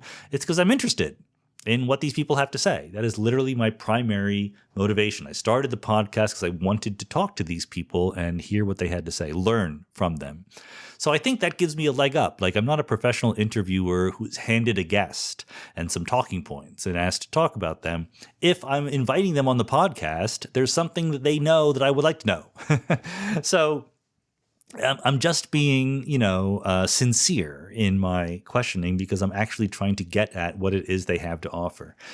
There's one, aspect that may or may not be relevant here, which is that you do get trained as a scientist, and not just as a scientist, but as an academic more broadly. You get trained to understand things in such a way that you could do research on them, right? It's one thing to be handed a book or a paper and say, read it. It's another thing to be handed a book or a paper and say, read it, and there will be a test on it, okay? So you're going to be a little bit more careful reading it if there's going to be a test. It's a whole nother thing to be handed a book or paper and say, read it, and then do your own research and write a follow-up paper or book, right? That's just a whole other level of understanding, and that's just what you're trained to do as a professional academic. So I do try to understand things in such a way that I could afterward. I mean, it's certainly not true for all the podcasts I do that I could then go off and do research in these areas, but it's the beginning of a start to understanding things well enough to be able to do that. So I'm not going to be satisfied with, words that sound like I understand it. I really need to understand it well enough to think that I could sort of use the ideas myself at a research level. It's not true, as I just said, that I could actually start doing research, but it's the beginning of that process. Patrick Hall says, you've spoken extensively on the importance of increasing interdisciplinary projects between philosophy and theoretical physics. What branch of philosophy do you think can benefit the most from collaborating with theoretical physics? Do you think the problems of metaphysics can be solved with theoretical physics? I think that this is like kind of a hodgepodge, I guess. I mean, I don't have a systematic theory of what kinds of philosophy can benefit from physics or vice versa. But there's a general kind of obvious set of ideas, right? I mean, I do think that philosophy is continuous with physics. They're not really separate things. They're both attempts to understand the world. And probably, you could throw in mathematics and a bunch of other things that are in some sense continuous. It's we human beings, especially university administrators, who end up drawing these bright lines between these different fields. But if there's a philosopher thinking about what is the correct foundation formulation of quantum mechanics, and there's a physicist thinking about what is the correct formulation of quantum mechanics, they're doing the same thing. They're asking the same question, okay, whatever department they might be in. So the kinds of problems that, I won't necessarily accurately answer your question, but the kinds of problems that I think are most interesting at this intersection are questions where our physics knowledge needs clarification. Okay, so it's not just we need more data, but we need more clarity of thought. And there's plenty of ideas like that in cosmology, in quantum mechanics, in statistical mechanics, and entropy, and so forth. That's like sort of, I'm answering the inverse question. What can physics ask for philosophy? What philosophy can get from physics is more like, well, two things. One is they can be inspired by discoveries in physics, right? Like it's too easy in certain areas of philosophy to sort of lazily think that features of the world you're familiar with are necessary, right? There's an argument about whether Immanuel Kant thought that it was necessary that space had 3 dimensions. So he wasn't always clear, so it's not obvious what he thought. But it's not necessary in any logical or mathematical or physical sense that space had to have 3 dimensions. It's a feature of our world. So even the existence of space itself is something where I think a lot of philosophers just take for granted. And you will hear them say that we couldn't have, interactions or structure or memories without spatial locality, which I think is obviously not true because I don't think that spatial locality is fundamental. So that's an area where you can really learn something from listening to the physicists, I think. And finally, you can just be inspired in the sense of being given new questions to ask, right? I mean, philosophers invent things like the Sleeping Beauty problem or other thought experiment kinds of things. And physicists come up with real questions about Boltzmann brains and the multiverse. And you might think those are very speculative, but they were not invented to be cool philosophy puzzles. They were invented because they might actually apply to the world. And so like those new puzzles that come in are directly germane to metaphysical questions. I mean, you read David Lewis, and a lot of the stuff that he did is pretty directly resonant with modern physics, even though he wasn't pretending to actually do modern physics himself. Rob F. says, as a layperson, it seems strange to me that the square root of -1 is of such fundamental importance to quantum physics and by extension to nature. Can you help me understand why this imaginary number is of such importance versus any other type of number? I do think that there's kind of 2 levels of answering this question. There's sort of the math level and the physics level. The math level is, why were you ever motivated to invent imaginary numbers in the first place? And I think that's a very natural answer coming just from the natural progression of mathematics toward greater generality and abstraction, right? Like if you have an equation like 2 + 3 = 5, that's good. You can understand that. No issues. And then you try to generalize it. So you say, well, what if x + 3 = 5, right? I'm not going to tell you what x is. But then you can solve and you can figure out, you can solve that equation, x must equal 2, okay? And you're still very happy. This is, we're talking about 3,000 years ago. You could still have had that conversation. But then some says, okay, wise guy, what about if x + 3 = 1? What are you going to do then? And you can say, well, what are we going to do? You're going to invent negative numbers. And I know that now we just take those for granted, but back in the day, that was a big deal. You would say if x + 1 = 5, then x has to equal if you say x plus 3 equals 1, then x has to equal minus 2. And you can sort of intuit your way into that, right? Like there are, you could have money or you could have debts. So debts are kind of like negative money. And imaginary numbers are invented the same way. You say x squared equals 4. Cool. So x could be plus 2 or minus 2. But what if x squared equals minus 4? Well, you could just say there's no solutions. That's okay. But maybe you like the idea that every time you have an equation with x squared in it, anytime you have a quadratic equation, there are 2 solutions. Maybe you like that idea. That's tricky because if x squared equals 0, the only solution is 0, but then you talk yourself into thinking that you have 0 2 different times. And more generally, if you have x squared equals minus 4, you could say that x equals plus or minus 2 times the square root of minus 1, 2 times I. So you invent imaginary numbers that way. And that might be just, not very useful mathematical abstraction if it weren't so useful, right? So that's the second level of the answer to your question. Why does this mathematical construction find so many uses in physics?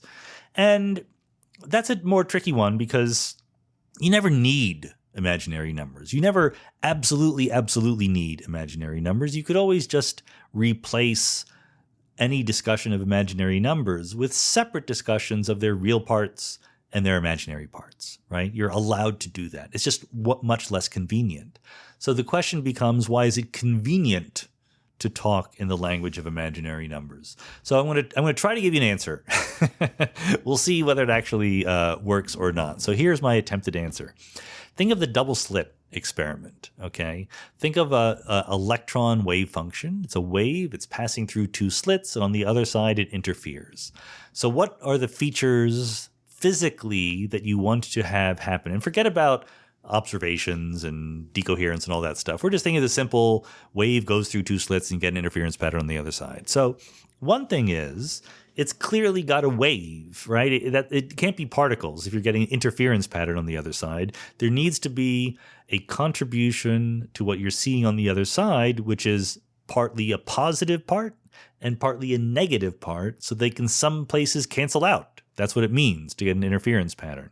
So that's why waves are the natural place to look. The wave could be up or down. It could be positive or negative. So you might think, okay, I'm going to invent something called the wave function. It's going to be real valued, but it could be positive or negative. But then you say, well, if I observe the particle somewhere along the way, okay, then I need a probability of observing it. And for various reasons, you want that probability to look like the wave function squared. Okay. If the wave function is a real number and the probability of observing it is the wave function squared, and that wave goes up and down, right? So it's positive, then 0 and 0 and positive, etc. That means that the probability of finding the particle at all seems to be oscillating between 0 and 1. That's not what you want. You want the probability of the particle being somewhere just to be 1 all the time. So this is a job for imaginary numbers or for complex numbers more generally. If you say that the wave function squared equals 1, I mean, it's really the integral of the wave function squared, but hopefully you know what I mean. If the wave function squared overall has to equal 1, but you also want it to go up and down and be able to interfere, that's what complex numbers can do, because it's not really going between positive and negative. It's circling around with constant magnitude in the complex plane. Okay, that's an attempt. I don't know if that attempt worked. That's an attempt to explain how negative numbers become, or imaginary numbers become very, very convenient in real-world physics situations. Anonymous says, what are your thoughts on the current graduate student employment crisis? As an undergraduate student, I was blissfully unaware of the extreme number of steps one has to take and roadblocks that are in the way when one wants to work as a PhD scientist. Grad school, postdoc, no control over the final location. Does the academy have a responsibility to make prospective students aware of what they're likely walking into, even though it doesn't benefit the academy? Are there any creative solutions you've thought of besides moving the bottleneck from getting a job to getting into grad school? I do think that we absolutely have a responsibility to make prospective students aware, and I try very hard to do it. Every student who is either a prospective student or one who has arrived and wants to work with me, we have the talk. And the talk involves saying, the odds are against you. You can get a PhD from the best place in the world, and the odds of getting becoming a tenured professor are still small. Well, maybe 1 in 4. I don't know. That's the number I heard once in my life, and I think that's in the right ballpark. It's not 1%, but it's not 90% either. It's somewhere in between. I think we do need to let people know and then let people choose whether or not they want to do it anyway. I don't think the solution is to just let fewer people get PhDs for lots of reasons. One thing is there's more reasons to get a PhD than just to become a tenured professor somewhere. Getting a PhD is a useful thing.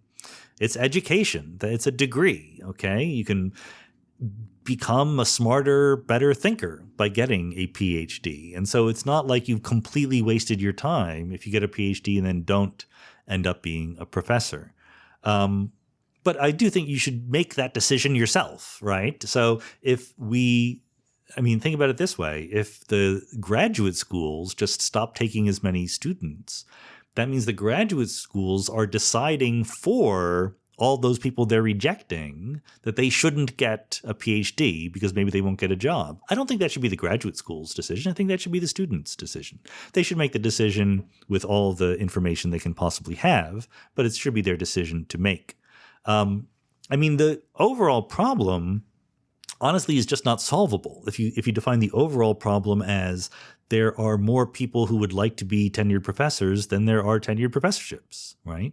That's just a feature of the arrangement of society and the way that we've distributed our wealth and things like that, okay? That's not going away anytime soon. And to sort of conflate that fact with some statement about graduate school admissions is a mistake. There's a lot more people who want to be professional basketball players than there are room for professional basketball players. I think that's not going away anytime soon. There is one tweak I would make to the system that I think is pretty obvious, which is not we should have fewer grad students, but that we should have fewer postdocs.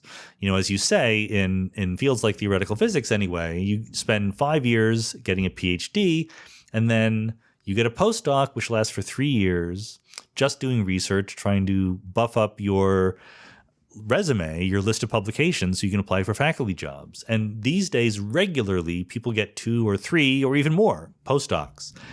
And that's much less defensible, I think, as a system, right? A PhD is an education. You're in school, you're getting a degree.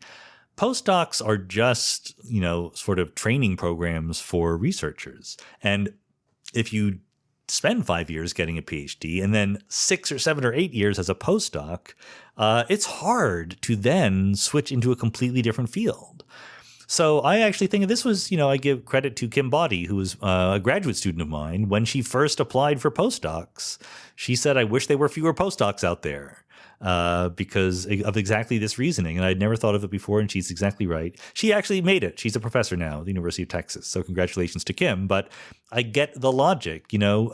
Professors love postdocs because they're trained. They can do research. They help make professors really, really productive. I'm much less convinced that it's good for the postdocs themselves.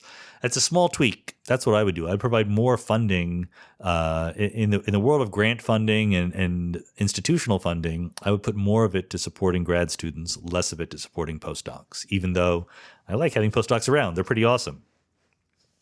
Anonymous says, priority question. Would it be possible to calculate the minimum size the universe would have, assuming it's infinite, to have all possible interactions take place? This would be assuming all possible outcomes are realized in many worlds. So this is always the danger with priority questions, namely that I have no idea how to answer this question. Sorry about that. I don't even know what it means to have all possible interactions. I literally don't know what that means. Is that all possible interactions between 2 particles at a time, or all possible configurations of all particles? And I have no idea how that is associated with the size of the universe at all. And furthermore, I don't know how many the interactions there are or anything like that. Sorry about that. I just have zero idea how to answer this question. I don't think there's any, to try to be a little bit more constructive, I don't think there's any relationship between the number of possible interactions and the minimum size of the universe at all. But I don't know. I might be wrong, because that seems to depend on features of the laws of physics that I don't know the answer to. Sid Huff says, on Quora recently, someone asked why gravity has been so difficult for science to reconcile with quantum theory. Victor Toth, a physicist who often responds to questions such as this, referred to semi-classical gravity. While he called semi-classical gravity an ugly kludge, he also noted that in all regimes accessible to us, semi-classical gravity provides answers that agree with experiment. What exactly is semi-classical gravity? Is it a step forward towards solving the problem of quantum gravity? Yeah, semi-classical gravity is just gravity when you quantize it, but don't push it too far. Okay, so when I talk about the core theory includes both the standard model of particle physics and quantum gravity. But that quantum gravity is restricted to weak field gravitation. You can just take the ordinary classical dynamics of general relativity and turn the crank on quantizing it. Where that breaks down is where you go to higher order interactions with gravitons running around loops and so forth, and even more importantly, in black holes or cosmology, singularities, the Big Bang, stuff like that. But okay, don't include that stuff. If you want to know why the Earth goes around the sun or why apples fall from trees, you can quantize gravity in this weak field, not very dramatic regime perfectly well, and that's semi-classical gravity. The problem is, no, it is not a step forward towards solving the problems, because all the problems are in the regimes where semi-classical gravity doesn't really apply. Cooper says, I've heard David Chalmers and other proponents of the hard problem of consciousness completely dismiss emergence as a viable answer to consciousness. In fact, this dismissal appears to be one of their primary arguments against physicalism. However, it's not as if we have finished the work to comprehensively describe every element in the emergent ladder between quantum field theory and, say, a chair. And yet, I don't hear philosophers fretting about what it's like to be a chair. Do you think there is hypocrisy here in the philosopher's attitude towards emergence? No, I don't think it's hypocritical. I don't agree with it either. So it seems strange for me to defend the formulation of the hard problem of consciousness, but it is an argument that makes sense. It may not be right, but it's not cheating in any way. The argument is supposed to be, the whole point of drawing the distinction between the hard problem of consciousness and the easy problems is that the hard problem is supposed to be a different kind of problem than describing a chair or something like that. Okay, so of course you're correct that we've not described all the emergent levels in between quantum field theory and chairs, but it seems that all of those levels are sort of connected in pretty straightforward physical ways, right? Atoms are made of particles, molecules are made of atoms, all the way up to chairs made of whatever. Whereas the claim is that consciousness is not like that. And the reason why it's not like that is because it has this ineffable first-person experience, what it is like to be something kind of thing.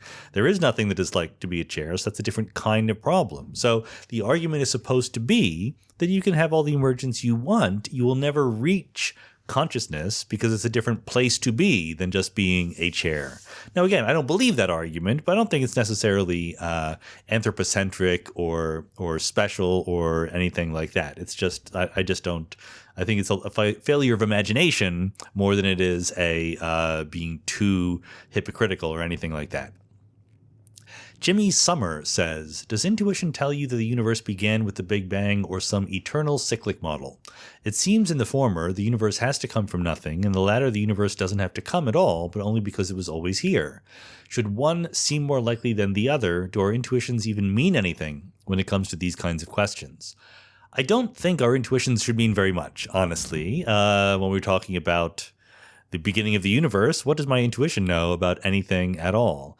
Having said that, there's two little footnotes to that statement about intuition. One is that, of course, our intuitions can get trained, right? We get an intuition just from biology and from our experience of the world. But as we learn more about theories of the universe that are beyond our everyday experience, our intuition can grow to encompass the way that those theories work.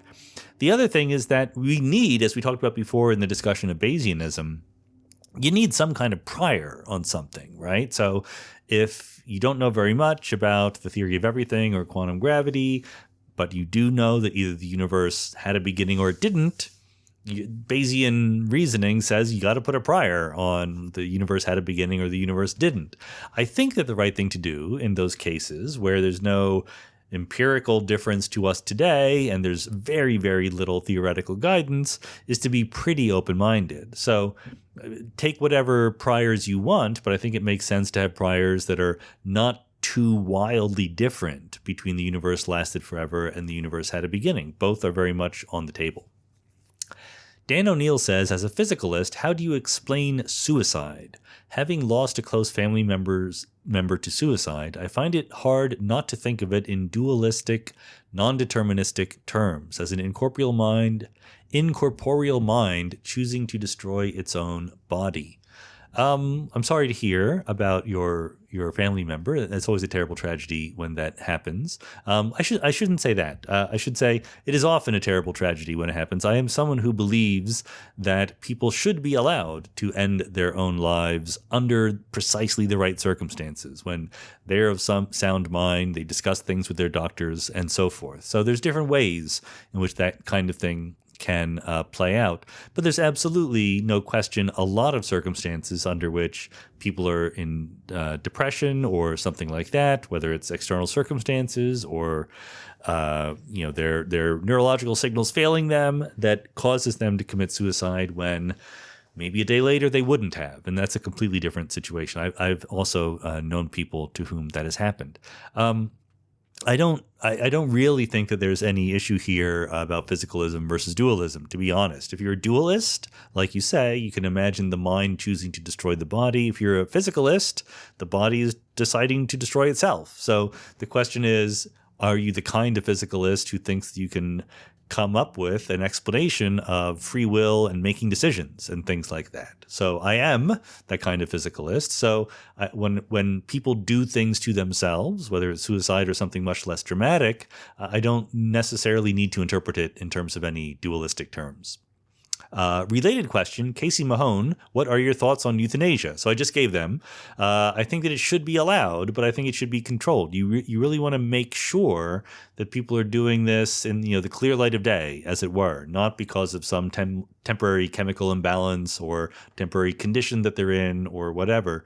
But if you're facing terrible diseases that are not going to go away, I think that there's absolutely a place for that in a well-formulated society.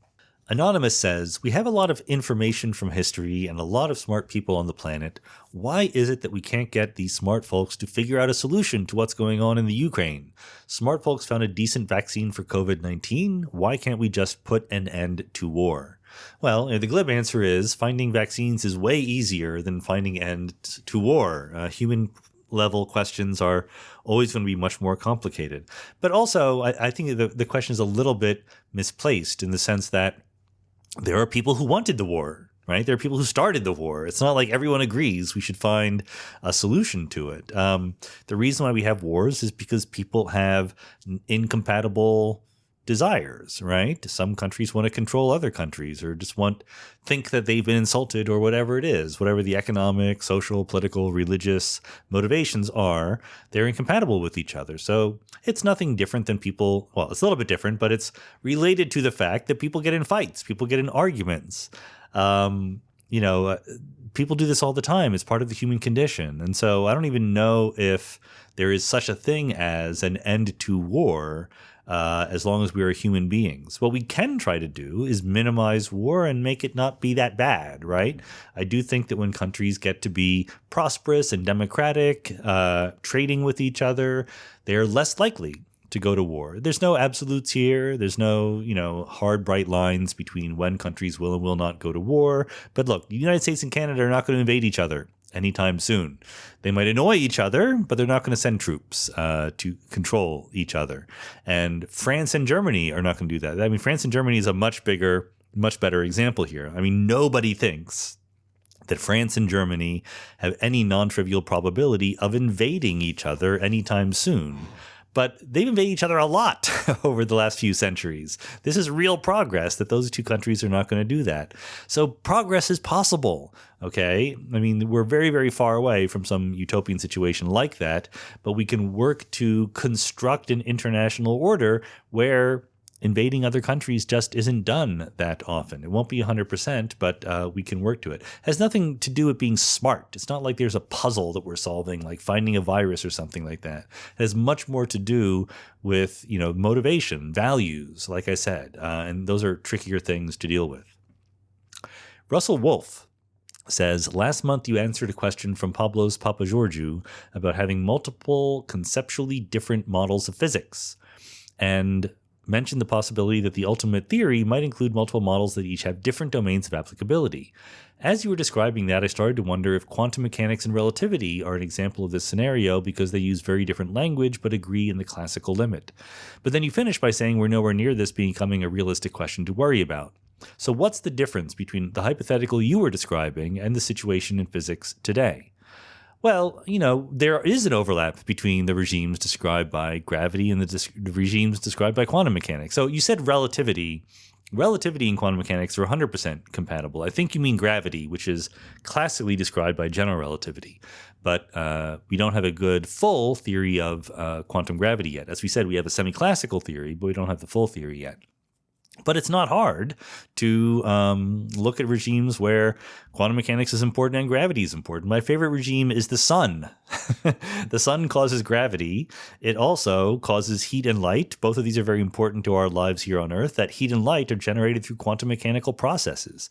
You cannot consistently describe what the sun does by not including both quantum mechanics and gravity. Now, you sort of use different languages when you do that, but it's the same physical situation. So I was imagining a situation where different physical situations are described by different models, and those sets of physical situations don't overlap. But for gravity and quantum mechanics, they definitely do overlap.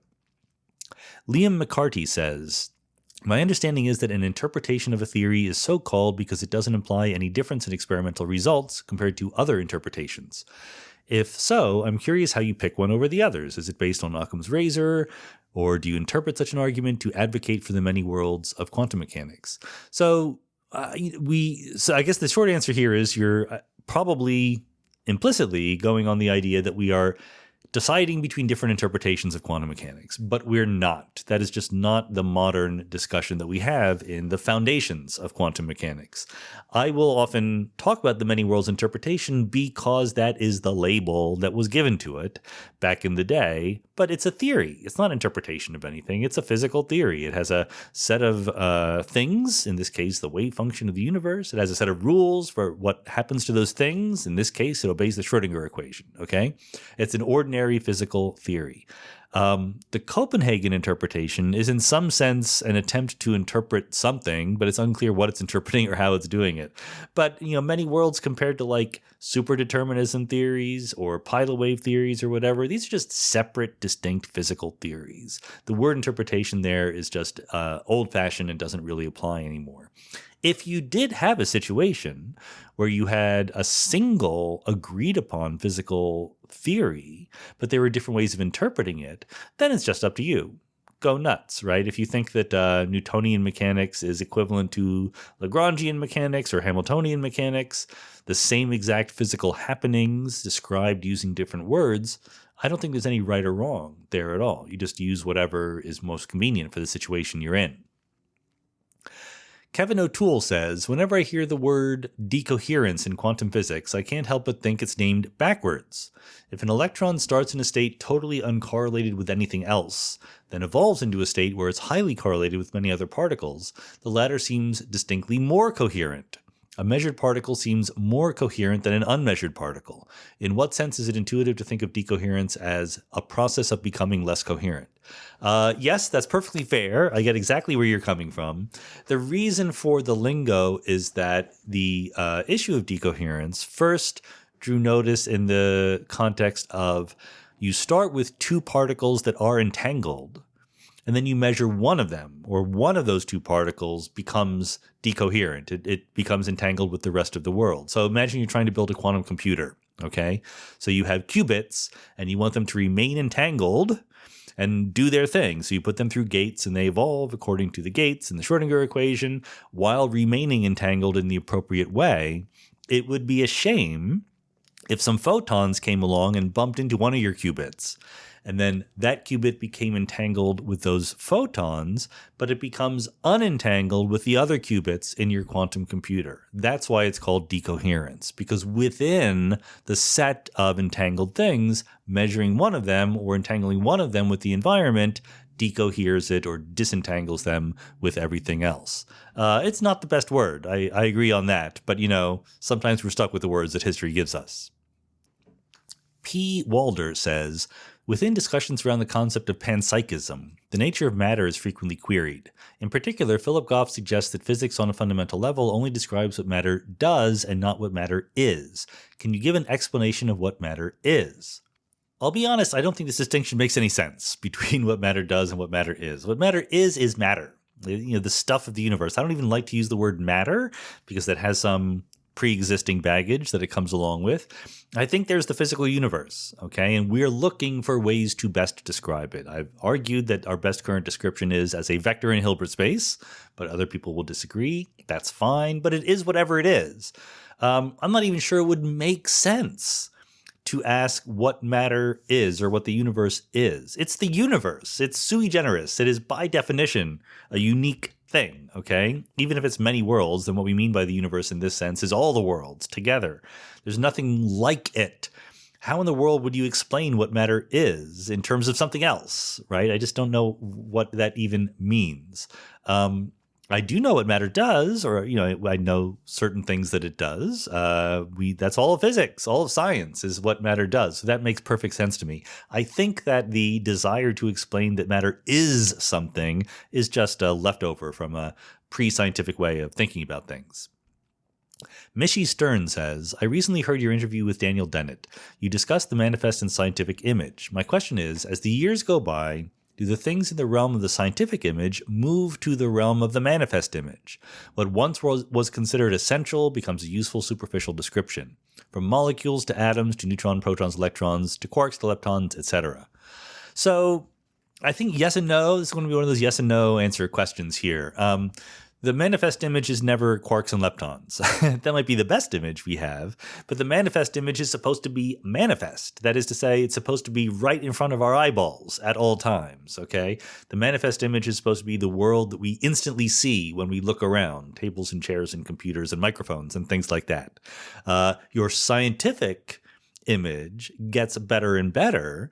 You realize that the things are made of atoms and quantum fields and so forth. That doesn't change the manifest image at all. And in fact, I honestly think that the whole idea of the manifest image is underappreciated. I think that sometimes we skip over it when we think about interpreting things philosophically or scientifically. We go from we try to say that this is the world at the fundamental level, and we kind of imagine that we apprehend that world directly, but we don't. Everything that we see is moderated through the scientific image, the manifest image rather. Even if you look at a picture of, a crystallographic picture of some atoms in a solid, you're looking at a picture, you're looking at a photograph, you're not looking directly at the atoms. Even if you're staring through a microscope, you're staring at some dots on a screen, right? So I think the manifest image actually plays an important role in how we interpret the world. We're constantly comparing the parts and features of our best scientific practice to the manifest image. So I don't think it really changes over time. It might change a little bit, if you learn this and that, and it's easy to flip a switch and go, oh, the Earth goes around the sun, not the other way around. That's fine. But the fact that there's something called the Earth and something called the sun, those are both part of the manifest image and they're not going anywhere. Napoleon's Corporal says, I recently read somewhere that Bell's theorem has been called the most profound discovery of science. One of your strengths is explaining challenging concepts so that they are understandable to non-scientists. Would you explain the details of the test experiment that supposedly proves the violation of locality, your opinion of the test and the result, and how that fits into the many worlds concept? I don't think it's actually very complicated. Bell's inequality just says, imagine that you have two sets of observations that are separated. Okay, so they're space-like separated. They cannot signal back and forth to each other. And in the back of your mind, you have something like two entangled particles, right? And you're going to measure them in some axis, up or down, but not always along the same axis. You're going to measure them at different angles. And what Bell noticed is that in quantum mechanics, because of entanglement, these things could be really highly correlated. Okay. Now, classically, they could be correlated also, but given things like the uncertainty principle and so forth, there's an upper limit on how correlated they could be if there was no wave function that spread across the distance, right? If there were only objects with definite values at different locations of space, there's an upper limit to the amount of correlation because you're not specifying ahead of time what observation you're going to make, right? You can always just say, well, I pick a particle that is spin up and I know the other one is spin down, okay? But if it's just classical, then you need to tell me what happens if I measure it along a different axis. In quantum mechanics, where there's a superposition, you have a very definite answer to that, but you have to invent some theory for what is going to be the measurement outcomes if you measure along a different axis. And what Bell proved is that that theorem can never be as correlated as it would be in quantum mechanics because of the fact that in quantum mechanics, the wave function spreads across these two particles, even though they're very, very far away. So that is interpreted as evidence for locality. But look, as I said before, I think many worlds is right. So to me, this is not a profound result at all. It's a very simple consequence of the fact that the wave function describes the world, right? Bell's theorem seems very profound if you were going to doubt that the wave function describes the world. Wave functions are not local. That's just how they are. They describe what is going on all over the place at the same time, okay? It's profoundly non-local. So if you already thought that quantum mechanics was many worlds, Bell's theorem is, you're given Bell's theorem and you go, yeah, sure. That's not extra profound. It was already part of the profoundness because I already believe that the wave function is the whole thing. There you go. Perry Romanowski says, I often tell people that if you rewound time, all the things that happened would still happen the same way. Recently, a friend pushed back and said it wasn't correct because of Heisenberg's uncertainty principle. I think that's a misunderstanding of the uncertainty principle. Which of us is correct? It's not the uncertainty principle, for sure. That's not what is going on, as we already discussed the uncertainty principle before. But it's actually a difficult question to answer because, as often happens with these questions, it depends on your favorite formulation of quantum mechanics. So, if you were a Copenhagen quantum mechanics person, then no, what would happen if you rewound the world would not be exactly the same because there is a truly random element in the laws of physics. Okay, when you observe something, it truly collapses in an unpredictable way. Likewise, in objective collapse models that have nothing to do with observers, right? Like there are GRW models and Penrose's models and so forth, where the wave function really does collapse randomly. And if you thought that was the be all and end all of the laws of physics, then if you rewound the tape, it would not play the same thing. Now, in something like a pilot wave theory in Bohmian mechanics, that is deterministic, okay, but the determinism is governed by some hidden variables that you don't have access to. So if you rewound the tape starting with the same values of the hidden variables, then indeed you would get exactly the same history played back. And then as usual, many worlds is in this middle position where the wave function of the universe evolves in exactly the same way, but there's many, many universes, right? There's many, many copies of the universe, and it's not clear what you mean when you say my universe would be the same. There's lots of universes and they would be different from each other. One of them would be the same as yours. The other ones would be different, okay? Nowhere in any of those words did I mention the Heisenberg uncertainty principle because this all has to do with measurement, which, as I said before, isn't about the uncertainty principle. Tim Ryan says, how is the bass playing going? Have you explored any music theory? It can be very fun and rewarding. Yeah, the bass playing was going really well before I went to Boston for my sabbatical in the fall. And I didn't bring the bass because I was trying to focus on other things. And since I've gotten back, I've just been swamped with other stuff. It's really, I have too many things on my plate right now. Part of the reason why this AMA is a little delayed. So I've fallen off on the bass playing. I was playing it every day, at least a little bit, and it's not like that anymore. It is fun and rewarding. I like doing it. I wish I had more time to do it. I have every intention in the world of finding more time to do it at some point in the future. I'm not quite sure what that point will be. Tom says, I really enjoyed the Arvin Agren episode on the gene's eye view of evolution. In your experience, does the I would die for 2 brothers or 8 cousins rubric have explanatory power for how people treat others in the world? E.g., is the lower degree of genetic overlap a primary explanation for the West historically devoting fewer resources to sub-Saharan Africa than to other Eurasian populations? I think that it's worth saying about that idea that you would die for 2 brothers or 8 cousins that our unconscious is not that good at math. So even if there's something to that motto, it's certainly not true that we really follow that at a careful, quantitative level. Rather, how I would interpret that is saying that evolution kind of trains us to favor our family. And maybe even, as is often true with evolution, evolution doesn't actually change our traits, right? The thing that about the selfish gene theory, the gene's eye view, that certainly is correct, is that what is passed on from generation to generation is our genome, right? The selection pressure acts on traits that we have as organisms, but then the result of that is that certain genes get passed on to the next generations and other ones don't. So the genes that get passed on are going to, give us certain traits, and those traits might be a little bit more concerned with your relatives, right? But I don't know how genes would even be able to tune themselves to such a degree where they would say, care as much for your own life as for two brothers or 8 cousins or anything like that. It's much more vague than that. So I absolutely think that kind of selection helps explain why we are more likely to do things for people more like us, right? Closer to us. I think as Nicholas Christakis said back in his podcast episode, we have a weak in-group bias. So all else being equal, we are going to draw a circle around people like us and people not like us and prefer the people like us. And that's true in many, many ways. And that makes perfect evolutionary sense. But I wouldn't get too precisely quantitative about it. Paul Turek says, Gary Mark has said that for an AI to have common sense, it needs certain mental faculties we have, including, to quote him, a cost-benefit system, which I think is innate.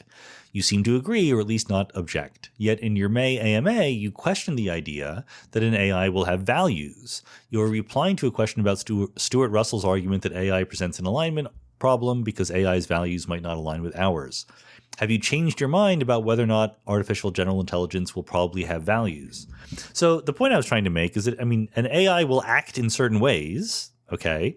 And that way that the AI acts can certainly be accounted for in terms of a cost-benefit system. The point I was trying to make was that kind of cost-benefit system that the AI might end up having need not be recognizable to us as a set of values. Okay, if I throw a rock outside the window, it falls down, but I don't say it values being down, it values being at a lower elevation. I say it's just following the rules of gravity, okay? So I'm open to the possibility that AIs will act in such a way that we could sensibly take the human-centered concept of values and apply them to AIs. There's no obstacle in principle to that. I just want to be open-minded about it. I'm also open to the possibility that AIs will not be recognizable as things with values. They will be recognizable as things that do things, and that those things can be accounted for by cost-benefit analysis, but it may or may not make sense to talk about them as having values. Razi Ahmed says, why is Schrödinger's equation constructed such that it only has a time derivative? If time and space are essentially the same, why single out one coordinate? Well, Schrödinger's equation is part of quantum mechanics. Time and space being the same is a lesson that we get from relativity. And in quantum mechanics, as it was originally formulated in non-relativistic quantum mechanics, they were different, time and space. Schrödinger's equation is a formulation of quantum dynamics that does treat time and space differently. So you can ask, is that incompatible with the lessons of relativity? And the answer is, yeah, do some work in there. And this, again, special relativity, okay, not general relativity. We're not talking about gravity. We're just talking about the speed of light being the speed limit and so forth. It's 100% compatible, but it's sort of spiritually in tension, if that makes sense. What I mean is that whenever you write down a quantum mechanical state as a wave function in some frame of reference in a relativistic theory, so you have, the standard model of particle physics, that is a completely relativistic theory. I can pick a reference frame. I can say, here are my coordinates on space-time. Here's my reference frame. And with respect to that reference frame, I can construct a quantum state, and it will evolve according to the Schrodinger equation, okay?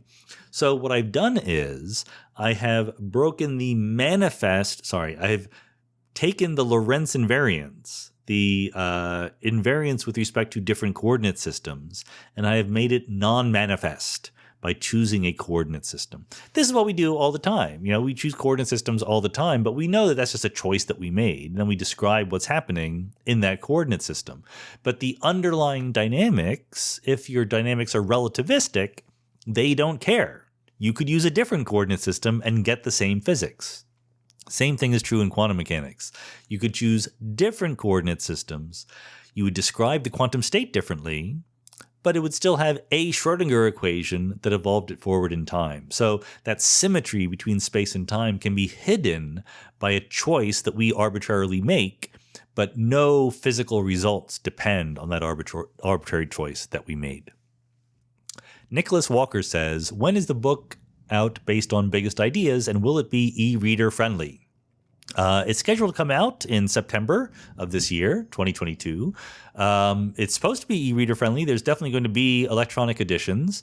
We are working hard to make sure the equations come out right. I am not there in the design department of whatever the electronic bookseller is or anything like that. So, I'm not the one to complain to if they don't, but we're trying. We certainly want it all to be operational. It's a challenge that my publisher, who publishes trade books, is not used to, but they recognize the challenge and they're working hard at making it all work. Claudio says, I thought I had an understanding of the cause of Hawking radiation from black holes. However, lately I heard some conflicting versions that made me realize that my version, pairs of particles popping out into space, one of them falls into the black hole, the other flies in the other direction, is pure BS. Can you give us an updated, no clickbait explanation for the origin of Hawking radiation? So I wouldn't say that that's pure BS. In fact, that explanation you just gave, pairs of particles popping out into space, has also been given by Stephen Hawking in his popular writings, right? So he knows what the real explanation is, but it always depends on what you mean by real or correct, because there's different levels here, okay? Here's a set of statements that are true, and they may or may not satisfy you. If you have a black hole and there are quantum fields, so you're in a world that has quantum field theory and there's a black hole configuration, then if you imagine exchanging that black hole for a slightly smaller black hole plus some outgoing radiation, that configuration, slightly smaller black hole plus outgoing radiation, has all of the same conserved quantities, same energy, same angular momentum, same charge and whatever, and a higher entropy, okay? The conserved quantities are important because you'll never get evolution from like a state with one electric charge to a different electric charge or something like that. But within the configurations that have the same conserved quantities, you expect physical objects, or whatever you want to call them, to evolve into states of higher entropy. And that's exactly what the black hole is doing, okay? There you go. That's a reason to expect that black holes should evaporate, should give off radiation. It's not quite the physical mechanism beneath it. If you want to understand that physical mechanism beneath it, and you correctly think that the story about pairs of particles fluctuating out of existence is a little bit too hand-wavy and clickbaity, you have to admit that there is such a thing as quantum fields, okay? And quantum fields evolve with time. And this statement of particles and antiparticle pairs popping in and out of existence is a colorful metaphorical way of expressing the fact that quantum fields live in superpositions of 0 particles, 1 particle, 2 particles, etc. And the particular superposition of the quantum fields in the vicinity of the black hole event horizon is unstable. It tends to leak out particles. The existence of particles outside the black hole grows with time, and the size of the black hole shrinks with time under evolution according to the Schrodinger equation. If you want to know more details than that, then you need the math. Then, read Hawking's paper or read a good textbook on it. I mean, you really got to dig into it. But it is exactly what is predicted by the theory of quantum field theory in curved spacetime. There you go. Matt Hickman says, what do you think the odds are there's an extinction level event for humanity in the next 100 years? Do you think we're doing more or less enough to prevent such a thing, or should we be doing more? Well, I think there's different kinds of extinction events. I think extinction level event is hard to imagine, honestly. It's not zero, certainly, but even a major thermonuclear war wouldn't render humanity extinct. It might wipe out advanced technological civilization if it were bad enough, but it wouldn't render us extinct. Maybe it would be so catastrophic that 100,000 years in the future, we would all have died out. So maybe we would count that as an extinction level event. But mostly, I think that, I'm more worried about really bad events that are not quite extinction level. Like if only 1 million people died, I think that would be bad. If 100 million or 1 billion people died, that's all the worse, right? So I think we should worry more about those events than probably we do. And it's easy to understand why. Human beings are just not built to appreciate risks that occur on timescales longer than a human lifetime, right? So there's a 1% chance of 1 billion people dying because of some event per century. Things that happen once per century are just not things that human beings are good at preventing. We're not even good at preventing things that might happen next year, right?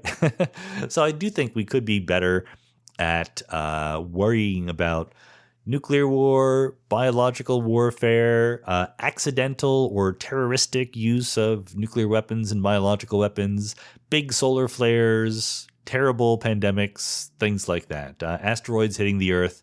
Asteroids is actually a pretty small number, but again, it's pretty cheap to worry about it compared to the other ones. So I do think we should be doing more, but it's not like a huge amount more. It's not. I don't think we need to spend large fractions of our GDPs worrying about those things. We need to spend a small but prudent fraction on them.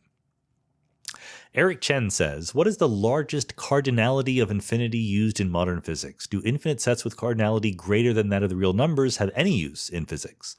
So you may have heard, for those of you who are not experts, that there's different levels of infinity. The number of integers is infinite, but it is less than the number of real numbers, which is a bigger infinity. And which infinity we're talking about is the cardinality of the set. And there are bigger infinities than the number of real numbers.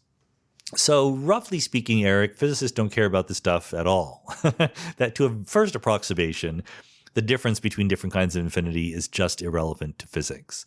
Now, there are certain corners of physics where they're a little bit more mathematically careful, where countable versus uncountable, namely integer level infinities versus real number level infinities, do matter to them in certain corners of mathematical physics, especially quantum field theory and quantum mechanics.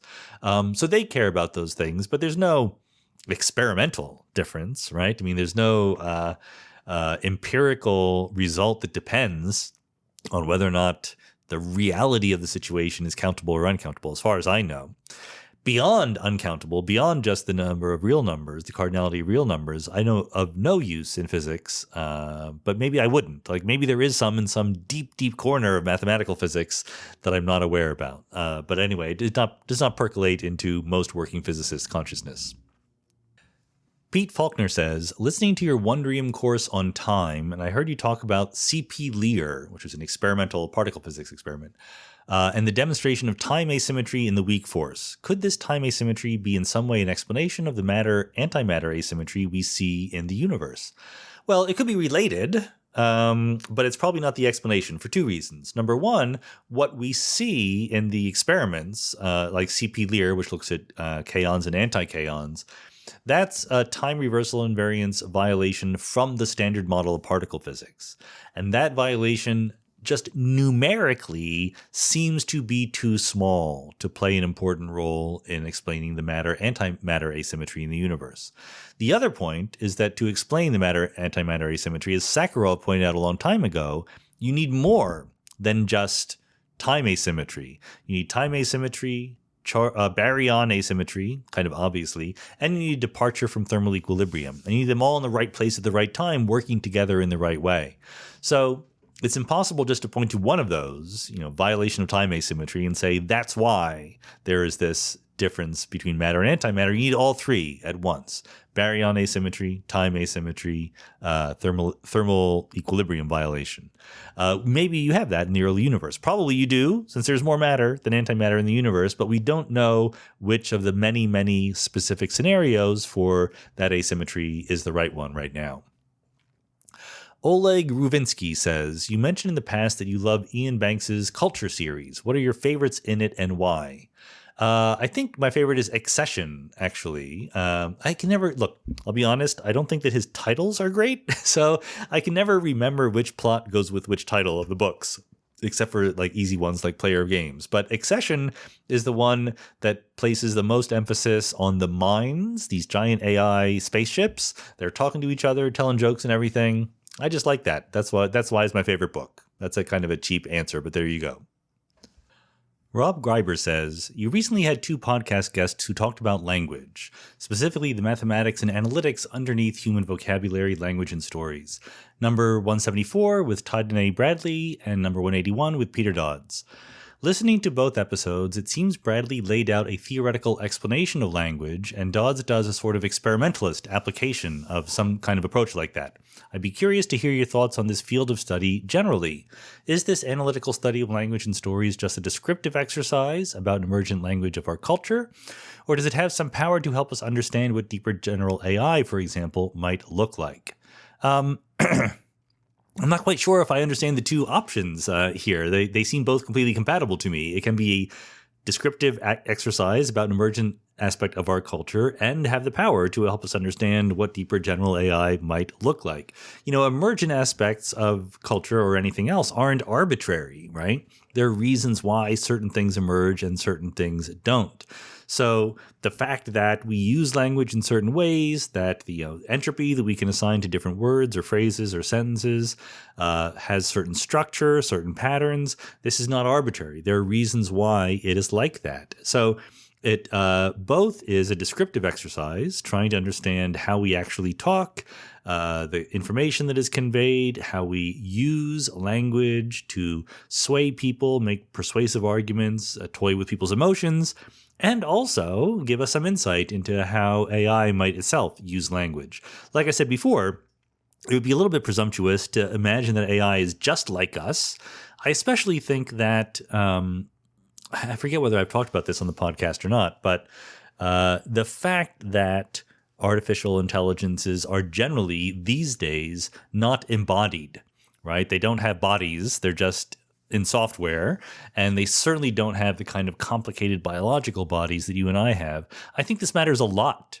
I think our bodies are crucially important to making us who we are as human beings. We are not just software that is working on any different machine that you want to run it on.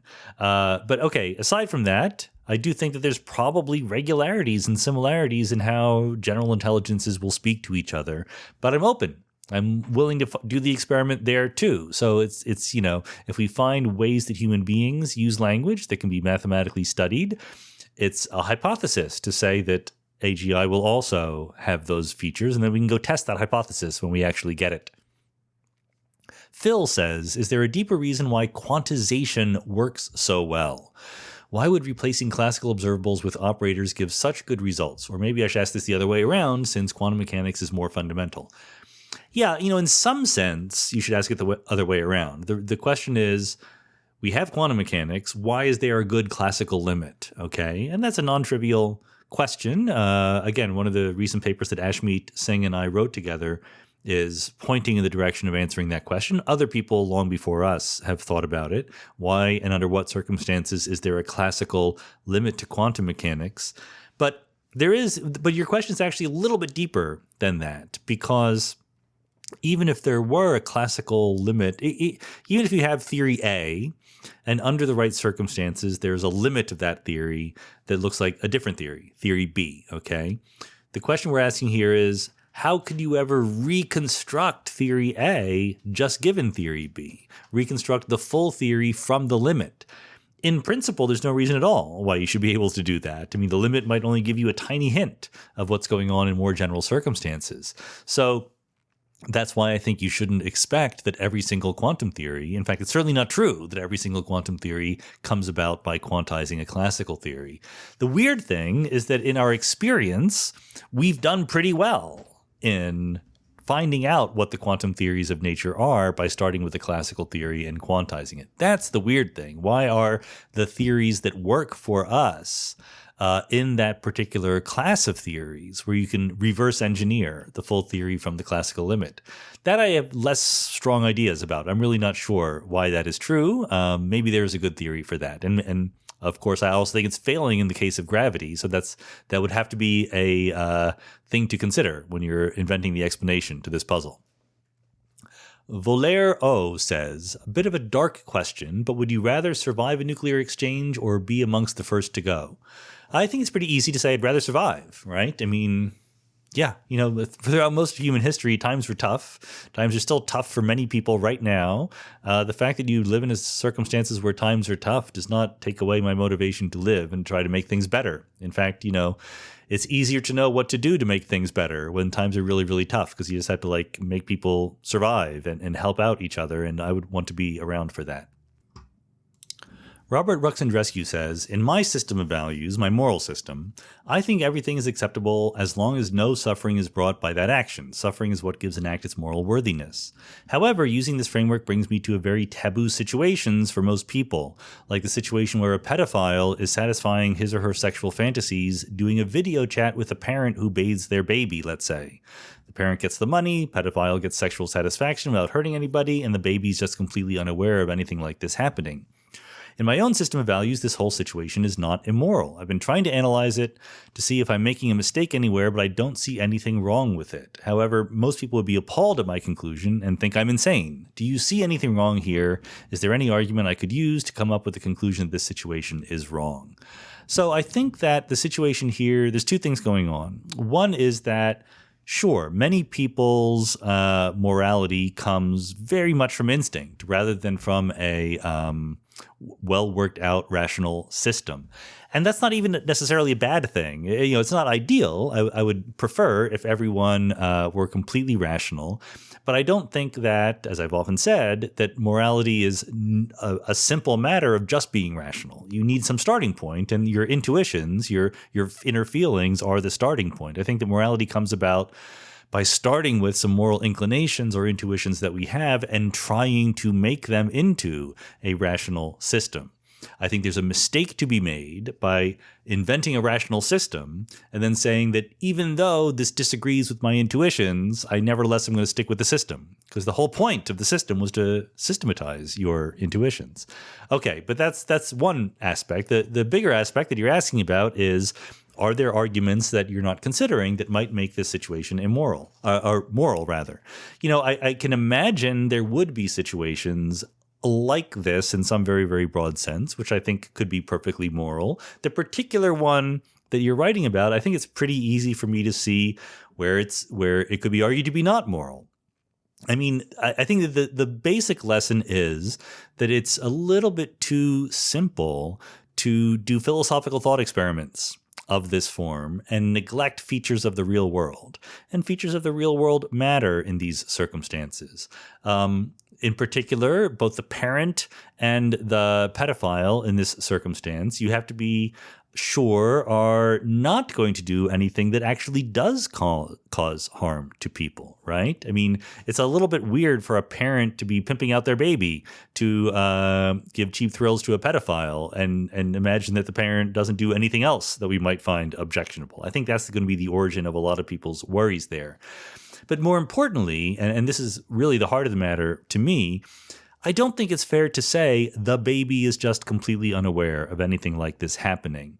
I think that it is okay to be troubled by things you would think are bad, even if everyone is unaware of them, right? And in particular, in the case of this baby, maybe they will grow up and find out about it and be very, very disturbed sometime in the future. You can certainly not know for sure that won't happen, right? So it's just much easier, safer, a better moral choice to not put the baby in that kind of situation where the baby has no agency to give consent for anything like that. So to me, that kind of argument is a perfectly good reason not to allow something like the situation you're talking about. Steve Pilling says, what do you think of the black hole as fuzzball or ball of string model? It seems to avoid problematic issues with the singularity, where Sir Professor Roger Penrose says that space and time come to an end. I don't know a lot about it. I've tried to understand it. For those of you who don't know, there is a model that is most associated with Samir Mather of Ohio State University, where he tries to, let's put it this way. If you think that information gets out of black holes eventually, if you think that the laws of quantum mechanics are purely information conserving, including processes such as black hole evaporation, and you think that string theory is the right theory of the world, then you need to believe that black holes can be described in the context of string theory in a way that is perfectly happy to just obey the Schrodinger equation for evolution, right? There have to be a set of degrees of freedom in Hilbert space that interact with the outside world, et cetera, et cetera. And the question becomes, what are those degrees of freedom? How do we think about them? And so Mather has described a way, or proposed a kind of way to think of the black hole as a fuzzball, as a set of strings that are sort of tied up together and wound up in different ways. My impression, and I've tried to understand this and not quite succeeded, because I think that in part because no one understands it, in part because of my limitations, but it's not a complete description. So Samir is able to describe what would happen in certain very, very, very special circumstances, perfectly extremal black holes in supersymmetric situations, etc., but not give a completely generic understanding of an ordinary black hole that you might find in our galaxy or something like that. So it's hard to know what to think of the proposal because I don't think it's fully fleshed out yet. I mean, maybe it has been since I last paid attention to it, but that's my impression. I do think that the general idea has to be on the right track, again, if you think that information is conserved coming out of black holes, which I think is likely, but I'm not 100% wedded to it. There have to be some degrees of freedom in there. It's almost like I don't see how you can object to it, right? I mean, people sometimes read about this and they're acting as if, they're translating it as if there's not really a black hole because instead there's a bunch of strings behind the event horizon. That's just not the way I would think about it at all. It's saying that what is behind the black hole is a bunch of strings. It might be perceived to an infalling observer just as ordinary space-time inside a black hole, but in string theory the world is made of strings. So there's a specific configuration of those strings that makes up a black hole that is different than the configuration you find that makes up empty space or the Earth or something like that. So something like that, even if we don't know the details yet, is going to have to be true if string theory is on the right track. Ezra Parzabok says, what are your thoughts on preppers or prepping for disaster personally? Nuanced thoughts, I hope. I'm in favor of being prepared for disasters. Look, I live in Los Angeles. There are real disasters that happen around here, whether they're brush fires or earthquakes or mudslides or droughts or whatever. So we are, not very well prepared for that kind of thing, but we have our little earthquake kit, okay? We have some water and some food and first aid stuff, flashlights and things like that. So that makes perfect sense. I mean, why would anyone object to preparing for potential bad things happening to you? Now, of course, the answer to that, why would anyone object, is that some people take it too far. They fetishize the idea of preparing for disasters that are extremely unlikely. There's a bigger discussion to be had here about the whole way we think about really bad possibilities that happen really rarely, right? A low probability event, but it would be really, really disastrous. This goes back to questions we've already talked about in the AMA. I think that those kinds of questions are intrinsically difficult. I don't think that we have a well-formulated, clear theory of how to deal with them. And the reason why is because it's not just a matter. Let me put it this way. When you have things that are of fairly ordinary probabilities, between 1% and 99%, let's say, and the consequences would be pretty bad or pretty good, but not overwhelmingly good, not like end of the world or ascend to heaven kind of stuff, but somewhere in between. Then, roughly speaking, you can multiply the probability by the utility, plus or minus, of that event happening and work on the basis of that, okay? And be kind of a consequentialist about the whole thing. When the probabilities become 10 to the minus 6 or 10 to the minus 12 or something like that, but the consequences become cosmically good or bad, it's no longer just a matter of multiplying the probability by the utility, because maybe there's an error bar on your probability, right? You don't really know. And who knows what the space of possibilities is? I love this.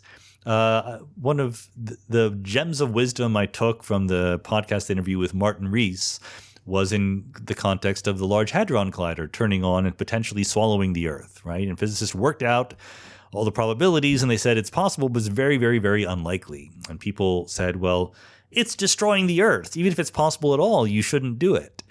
And Martin Rees's response was, well, it's possible, but unlikely that you get free energy forever, a perpetual motion machine out of science that comes out of the LHC. It's possible, unlikely, but possible. And the point is that the space of very, very unlikely events is something that we don't have a good handle on, plus or minus. So anyway, this is getting far away from the preparation question, but I wish we had a better set of rules for being rational in these cases of extreme uncertainty and extreme risk combined together. And that's kind of what is going on in the prepper community, where they really, there are people out there who treat prepping for a big natural disaster as something like that should take up an hour a day of your time, which is probably way more than it deserves, honestly. So there's some happy medium in there to be found. Okay, holographic cosmology asks a priority question. We use two eyes to focus on one object's position to create the illusion of depth. We didn't always have this ability, it had to evolve. Is it possible that we're looking at space wrong? Could we be missing depth or other information that we need two or more eyes capable of looking in two different positions at once in order to find? Never say never, I would say, but my strong feeling is no, that we're not missing something analogous to depth in the same way. And the reason why is because we've gone far, far, far beyond what our two eyes can tell us about space. We understand a lot about space. We're able to do experiments in it. The inverse square law behavior of gravity and electromagnetism depends crucially on the fact that space is macroscopically three-dimensional. There's many, many pieces that go into our current understanding of space, any one of which would go wrong if we were missing something dramatic, like a whole new sense of depth or something like that. So our eyes were really useful back in the day, but we're not dependent on them in the same way to get our best scientific image of the world these days. Lewis B. says, following up on the previous answers regarding falsifiability as a criterion for science, in a beyond falsifiability worldview, where does the hypothesis of a supernatural God fit philosophically? I know you consider it a bad hypothesis, but is it a scientific one? The supernatural and gods are typically dispensed with as non-scientific because they are non-falsifiable, but it would seem you don't have this luxury. Is positing a God somehow less scientific than hypothesizing what is beyond the edge of the observable universe or inside a black hole? So two things. One, I think you should read more carefully or read the paper I wrote on beyond falsifiability, because the point is not that there was some idea that we agreed on that scientific theories need to be falsifiable and we're changing that idea. That is not what's going on. What's going on is that there was this idea from Popper that involved falsifiability as a demarcation criterion between scientific and non-scientific, and it never was accepted. Philosophers of science never had a period of time where most of them were on board with this idea, because it turns out that demarcating science from non-science is more subtle than that. But at the same time, they were appreciative of what that idea was trying to get at. And so it's not a matter of saying we don't need falsifiability anymore. It's a matter of saying, okay, falsifiability is a step in the right direction, but we need to do better. And we're continuing to do better. That's the beyond that we're talking about in this sense. We want theories that are empirically judged, and we want theories that are definite in what they say about what happens in the universe. Okay. And as far as that is concerned, so the reaction in my paper is not against Popper, who's just a step in our understanding, a better and better understanding of how science works, but against scientists in the current era who misuse Popper by being lazy. You know, they think that there's a motto that they can put on a bumper sticker that tells them what a theory is scientific or not, and that's just not. The world is just not that simple. It's a little bit more complicated than that. Sorry. So those scientists need to do better at their philosophy of science. And likewise, there's a whole bunch of atheists who are similarly subject to oversimplifying things to get where they want to go. They want to go to the result that you shouldn't take theism seriously. And so they say, well, it's not like a scientific theory. It's not falsifiable. Therefore, we shouldn't consider it. You have never heard me say that. I think that is lazy and silly to say those things. OK, that's why, as I said before, I had a talk saying God is not a good theory. It did not say God is not a theory. God is a perfectly good theory. It's a statement about the ontology of the world, saying that there is more than just the physical in the world, okay? And we should judge that idea about the physical world. How? In exactly the same way that we judge any other scientific theory, one way or the other. We ask what predictions it makes, what we should expect if it was true, and we compare those predictions against the world in which we live, okay? So I don't see any problem. I've never said that supernatural or gods are non-scientific. I think the whole idea of what is called methodological naturalism, the idea that science starts by assuming natural explanations for phenomena, 100% wrong. That is totally bogus, okay? What science is methodologically empiricist. It judges things by the predictions that those things make for the world. So I think that God makes predictions. I think that if God existed, the world would be a very different place. It would be very, very noticeable if God existed. That's the whole point. That's why it's not a very good theory. Kathy Seeger says, Michael Dine wrote in his new book about Weinberg's weak anthropic principle. Just to explain the cosmological constant would require an absurd number of different universes, 10 to the power of 120 at least, but far more if other constants of nature are fixed this way. And he wrote, such a mode for explaining the world around us is just too much to swallow. Would you, as a person not shy of invoking a huge amount of worlds in quantum mechanics, be as hesitant as Dine regarding the multiverse? So I read Michael's book, but I don't remember that exact line because, I know this stuff pretty well. I skim sometimes, okay, when reading popular physics books. But I know that Michael Dine takes the anthropic principle totally seriously himself, including the necessary number of universes. So he might have been, either describing a point of view that he temporarily had, or maybe describing the point of view of skeptics of the whole idea. But he's absolutely willing to consider this many universes. Personally, when you say statements like an absurd number of different universes, I don't know how to respond to that. What counts as an absurd number of different universes? I recognize a difference between one universe and two universes. If you can get away with just one universe, that would be better. I'm in favor of that, all else being equal. But I don't think you can, all else being equal. I think you have to make certain sacrifices that are too far to go in order to make that happen. But once you have two, then there's no difference in my mind between 2 and 10 to the 120 or 10 to the 10 to the 10 to the 10 to the 10 to the 120 factorial. Like, who cares? It's a number. It's a big number. Don't worry about how it sounds to be absurd or ridiculous to your puny little human brain. I don't think that's something we should worry about that much. Anita Tomasic says, does a state of thermodynamic equilibrium of the universe in which time's arrow no longer exists affect in any way our four-dimensional structure of space-time? I doubt it, but I wonder how it looks like, highly hypothetically, from a godlike point of view perspective of the block universe. So I think the answer is no. If I understand the question correctly, if the universe were in thermal equilibrium, four-dimensional space-time would still be four-dimensional space-time, except there'd be no arrow of time. So I always try to distinguish between time as a coordinate on space-time and the arrow of time, which is the feature of the behavior of matter and stuff in the universe, which differentiates the past from the future. There's no arrow of space. If you're out there in space, floating in between the planets, there's no difference between up, down, left, right, forward, backward.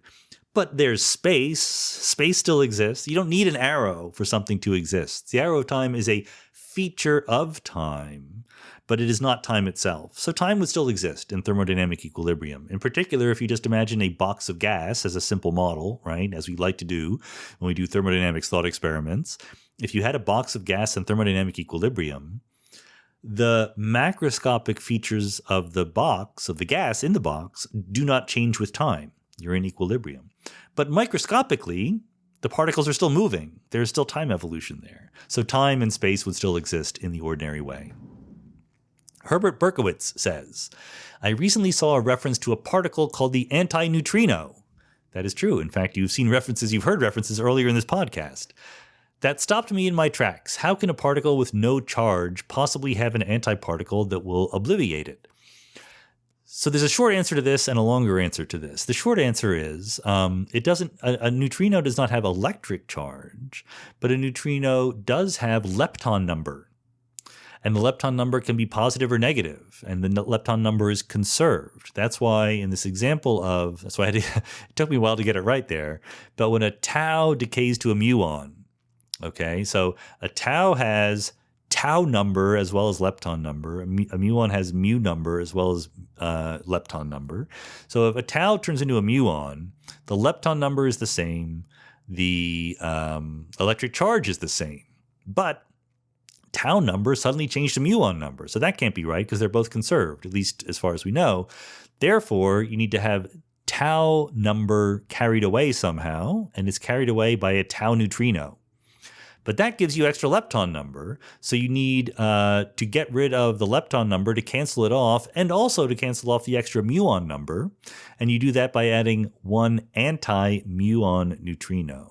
So, and this is what is actually happening when you go into the details. I did a lot of this in my Higgs boson book, The Particle at the End of the Universe, if you're interested. So a tau actually decays into a muon anti-neutrino, and a tau neutrino.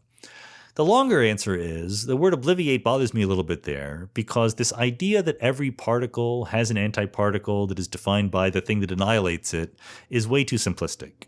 What there are is a bunch of particles, they interact, and all those interactions are in accord with the symmetries and conserved quantities of the standard model of particle physics.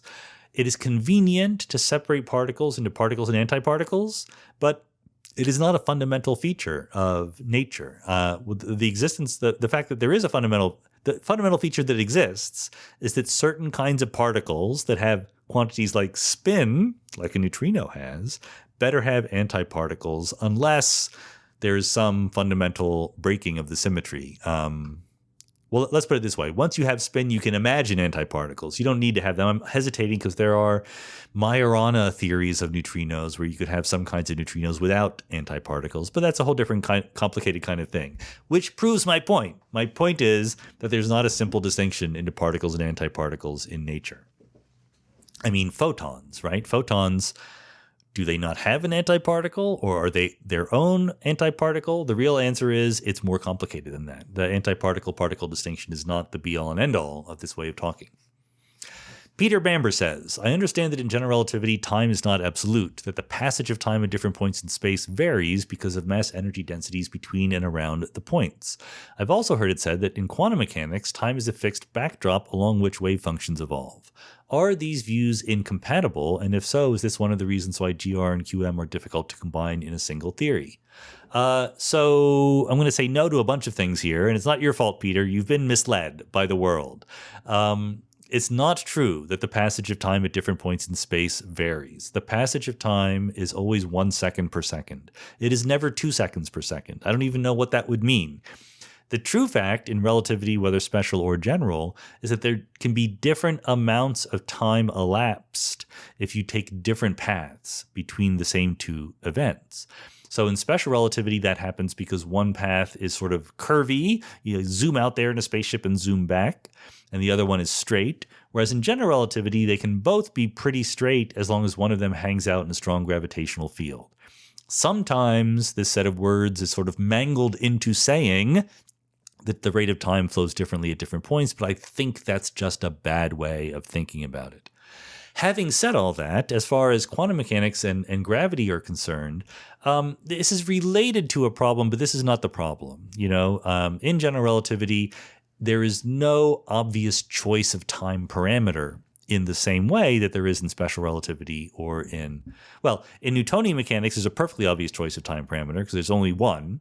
In special relativity, there's a set of different choices you can make depending on different inertial reference frames, but they're all on an equal footing. They're all equally good for whatever problem you want. In general relativity, there's an infinitely bigger set of different things you can use. But again, they're all fine, people in general relativity talk about many-fingered time. So time can you can move your slicing of the universe in different ways in different regions.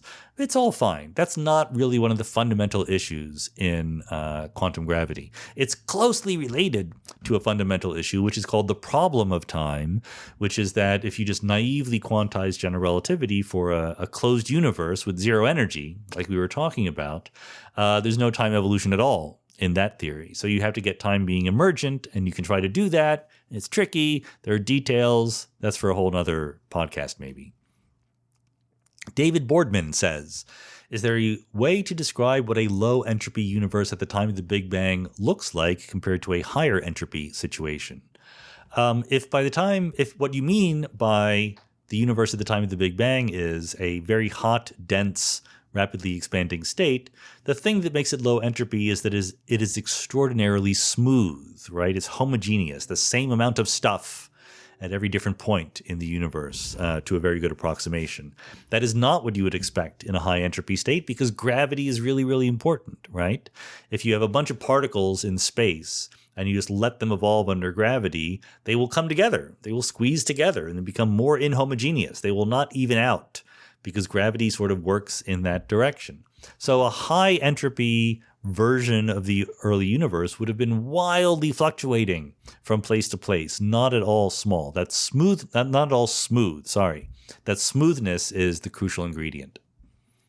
Samuel Benjamin says, I've noticed from your books and podcasts that you like to use the term loosey-goosey. See, now you've told me that I like to use that. Now I'm never going to use it again. Now I'm going to be self-conscious. But okay, probably you're right. Samuel continues, please can I get a shout out for my cats, Lucy and Goose? They're sisters we've had since 8 weeks old. Lucy is a more conventional cat in her behavior, whilst Goose is, I think, more like Ariel. She likes to lie in her bath after it's drained, much like Ariel's morning shower routine. So shout out to Lucy and Goose. How you doing, L&G? What are your thoughts, Samuel continues, on giving animals the same rights as humans? Do you think this would be sensible and or practical? So at face value, if I just take your question as you've asked it, no, I think that'd be crazy, giving animals the same rights as humans. Ants are animals. I don't want to give ants the same rights as humans. I don't want them to vote. I don't want them to be able to drive. There's a million ways in which I don't want to give animals and humans the same rights. Now, probably you're thinking about animals that are a little bit closer to human beings behaviorally or evolutionarily, like cats and dogs or chimps or pigs or something like that. And I am a big believer that it's fuzzy, right? That there's no hard, bright line there either between animals that deserve rights and animals that don't. And there could be different rights that are deserved by different groups of animals. As I've sometimes mentioned before, to me, like the single most crucial thing that makes human beings special is the ability to, as a species, not every, people can have brain damage and things like that, but as a species, we have the ability to conceptualize the future in a more intricate way than other species do.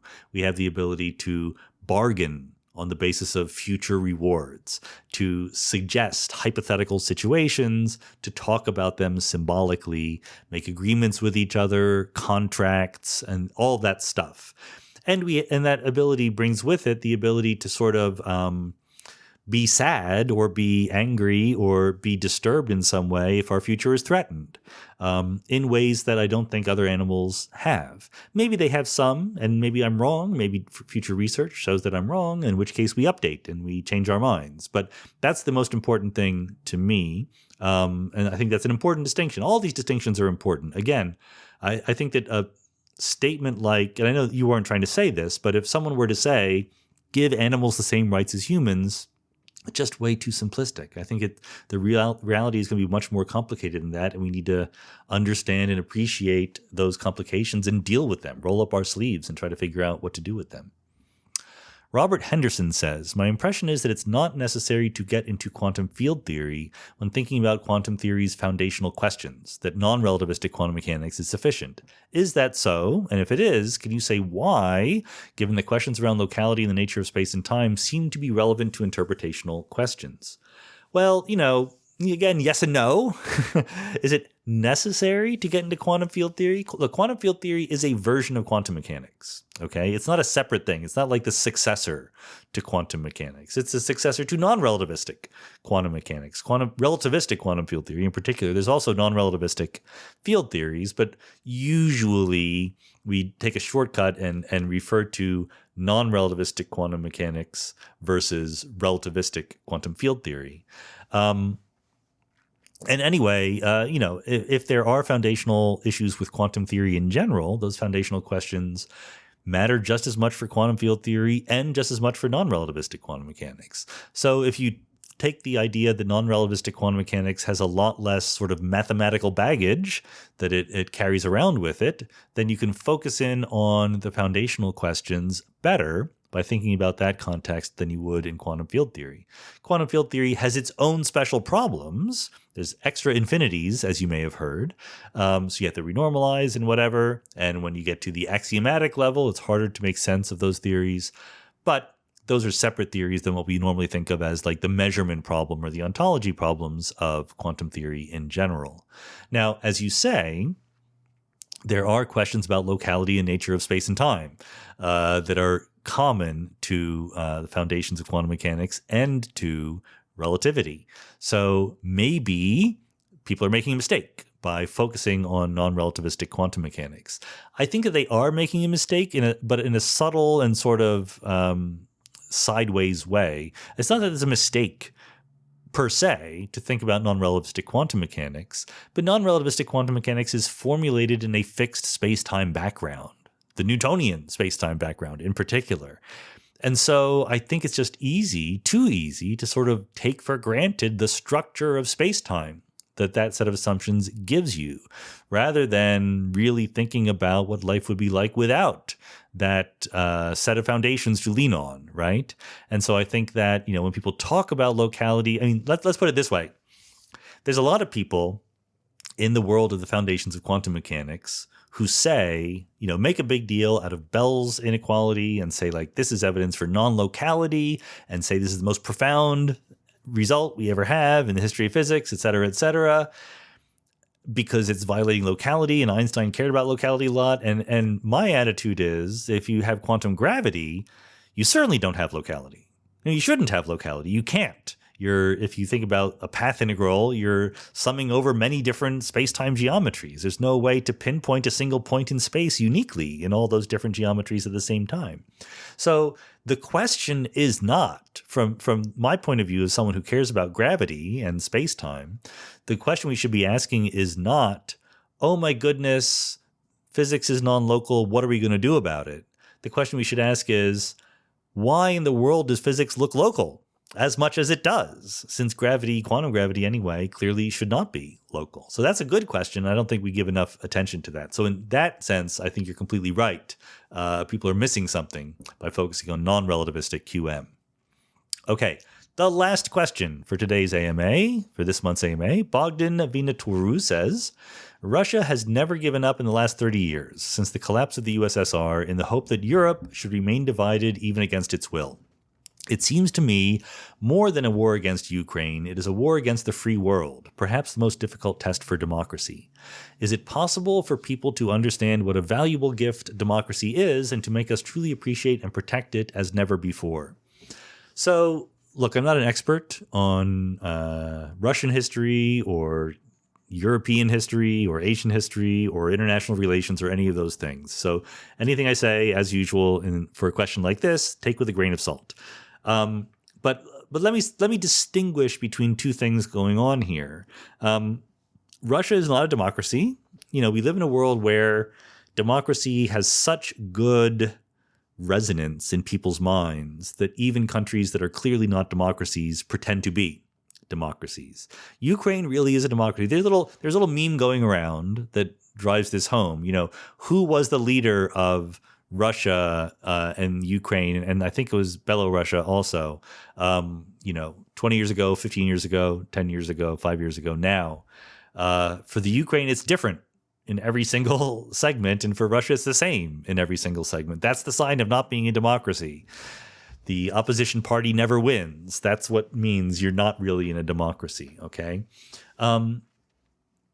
In some very real sense, it is a threat to democracy that a non-democracy like Russia can invade and conquer, or attempt to, a democracy like the Ukraine. And that is bad, and we should fight against it. But the long-term way to fight against it is not to, erect barriers to autocratic regimes invading democracies, but to not have any autocratic regimes, to spread democracy worldwide. So as much as it is in some sense a threat to democracy when Russia invades the Ukraine, and as much as a tragedy it is in a lot of real ways, the things that worry me about democracy are not being invaded by autocracies, but internal collapses. Right? There are plenty of countries that have been democracies and stopped being democracies. And there's no guarantee whatsoever that the United States or Canada or Iceland or UK or France or whatever could not be one of those countries down the line. And part of it is that there are powerful populist forces that want to use rhetoric and technology and misinformation and resentment and alienation among people who are not doing well in different countries to gain power in ways that have zero respect for democracy. There's no question for any fair-minded observer that the Republican Party here in the United States is much less interested in the trappings of democracy than it used to be. It used to be that as much as, you might have disagreed, and I did disagree with Republicans on various political issues, we still stuck with the institutions of democracy fairly straightforwardly. They would try to suppress votes by all means, but there was still some feeling that, if the election went one way, you had to stick with it, right? And that's gone away and to a very large degree. Some large number of Republicans still don't think that Joe Biden won the election in the United States. That's the danger. And the real danger is that it's not just rhetoric, that the people who think this way tried to overthrow the election. They sent in fake authorizations of electoral ballots, right, to the National Archives to try to get on the record that Trump won the election in different states, even though he didn't.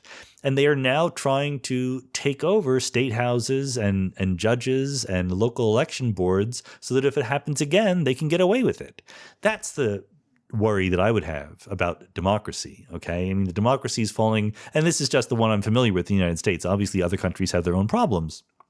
But democracies can very easily collapse from within inside. And furthermore, just to be fair, I don't think this is a both sides issue. It's not like both sides do it equally badly, but both sides have their problems. And to be in favor of democracy means to give up some of what you want, right? Because if you're in favor of democracy, you're saying that there's going to be a majority vote and you're going to stick with it even if you don't like it. Now, there has to be protection from minority rights, et cetera, and that's important. But to enter into democracy is to enter in the possibility that you will not get what you want. And there's just an increasing number of people of all political persuasions who just don't think that way anymore.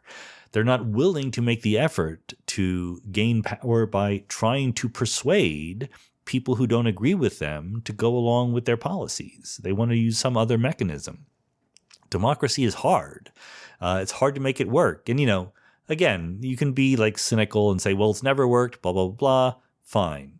But it can work to different degrees. It can work more or less. And there's a lot less that we could have democracy here in the United States than we do right now. And I'm very worried that might actually happen. What I am cheered by is, among other things in the world, I am just cheered by those Ukrainians. I feel very bad for them, but those people are fighting for their country and for democracy and for their sovereignty. And they are doing so with enormous courage and in a way that just has garnered respect of the whole world. There's another footnote here, which is, of course, that We in the West tend to pay a lot more attention when white people are being attacked than when people of color are being attacked. So we do not give fair media coverage to these kinds of tragedies going on worldwide. And there are plenty of others other than in the Ukraine. But that does not take away from the tragedy that is going on in the Ukraine and the fact that their story has been very inspirational. And they brought together people around the world against the authoritarian regime that is trying to take them over. So, hopefully people start taking seriously. Yeah, some people obviously have for a long time, but more people start taking seriously the fact that democracy is not guaranteed, the fact that it's hard work, the fact that it requires persuasion and cooperation and compromise and coalition building, and you can't just stamp your foot and get what you want. That's what democracy is all about. And to take seriously the fact that the combination of democracy and capitalism can leave some people in the lurch, can leave some people not prospering. Even though the GDP goes up, a lot of people are not participating in that wealth. That's a problem.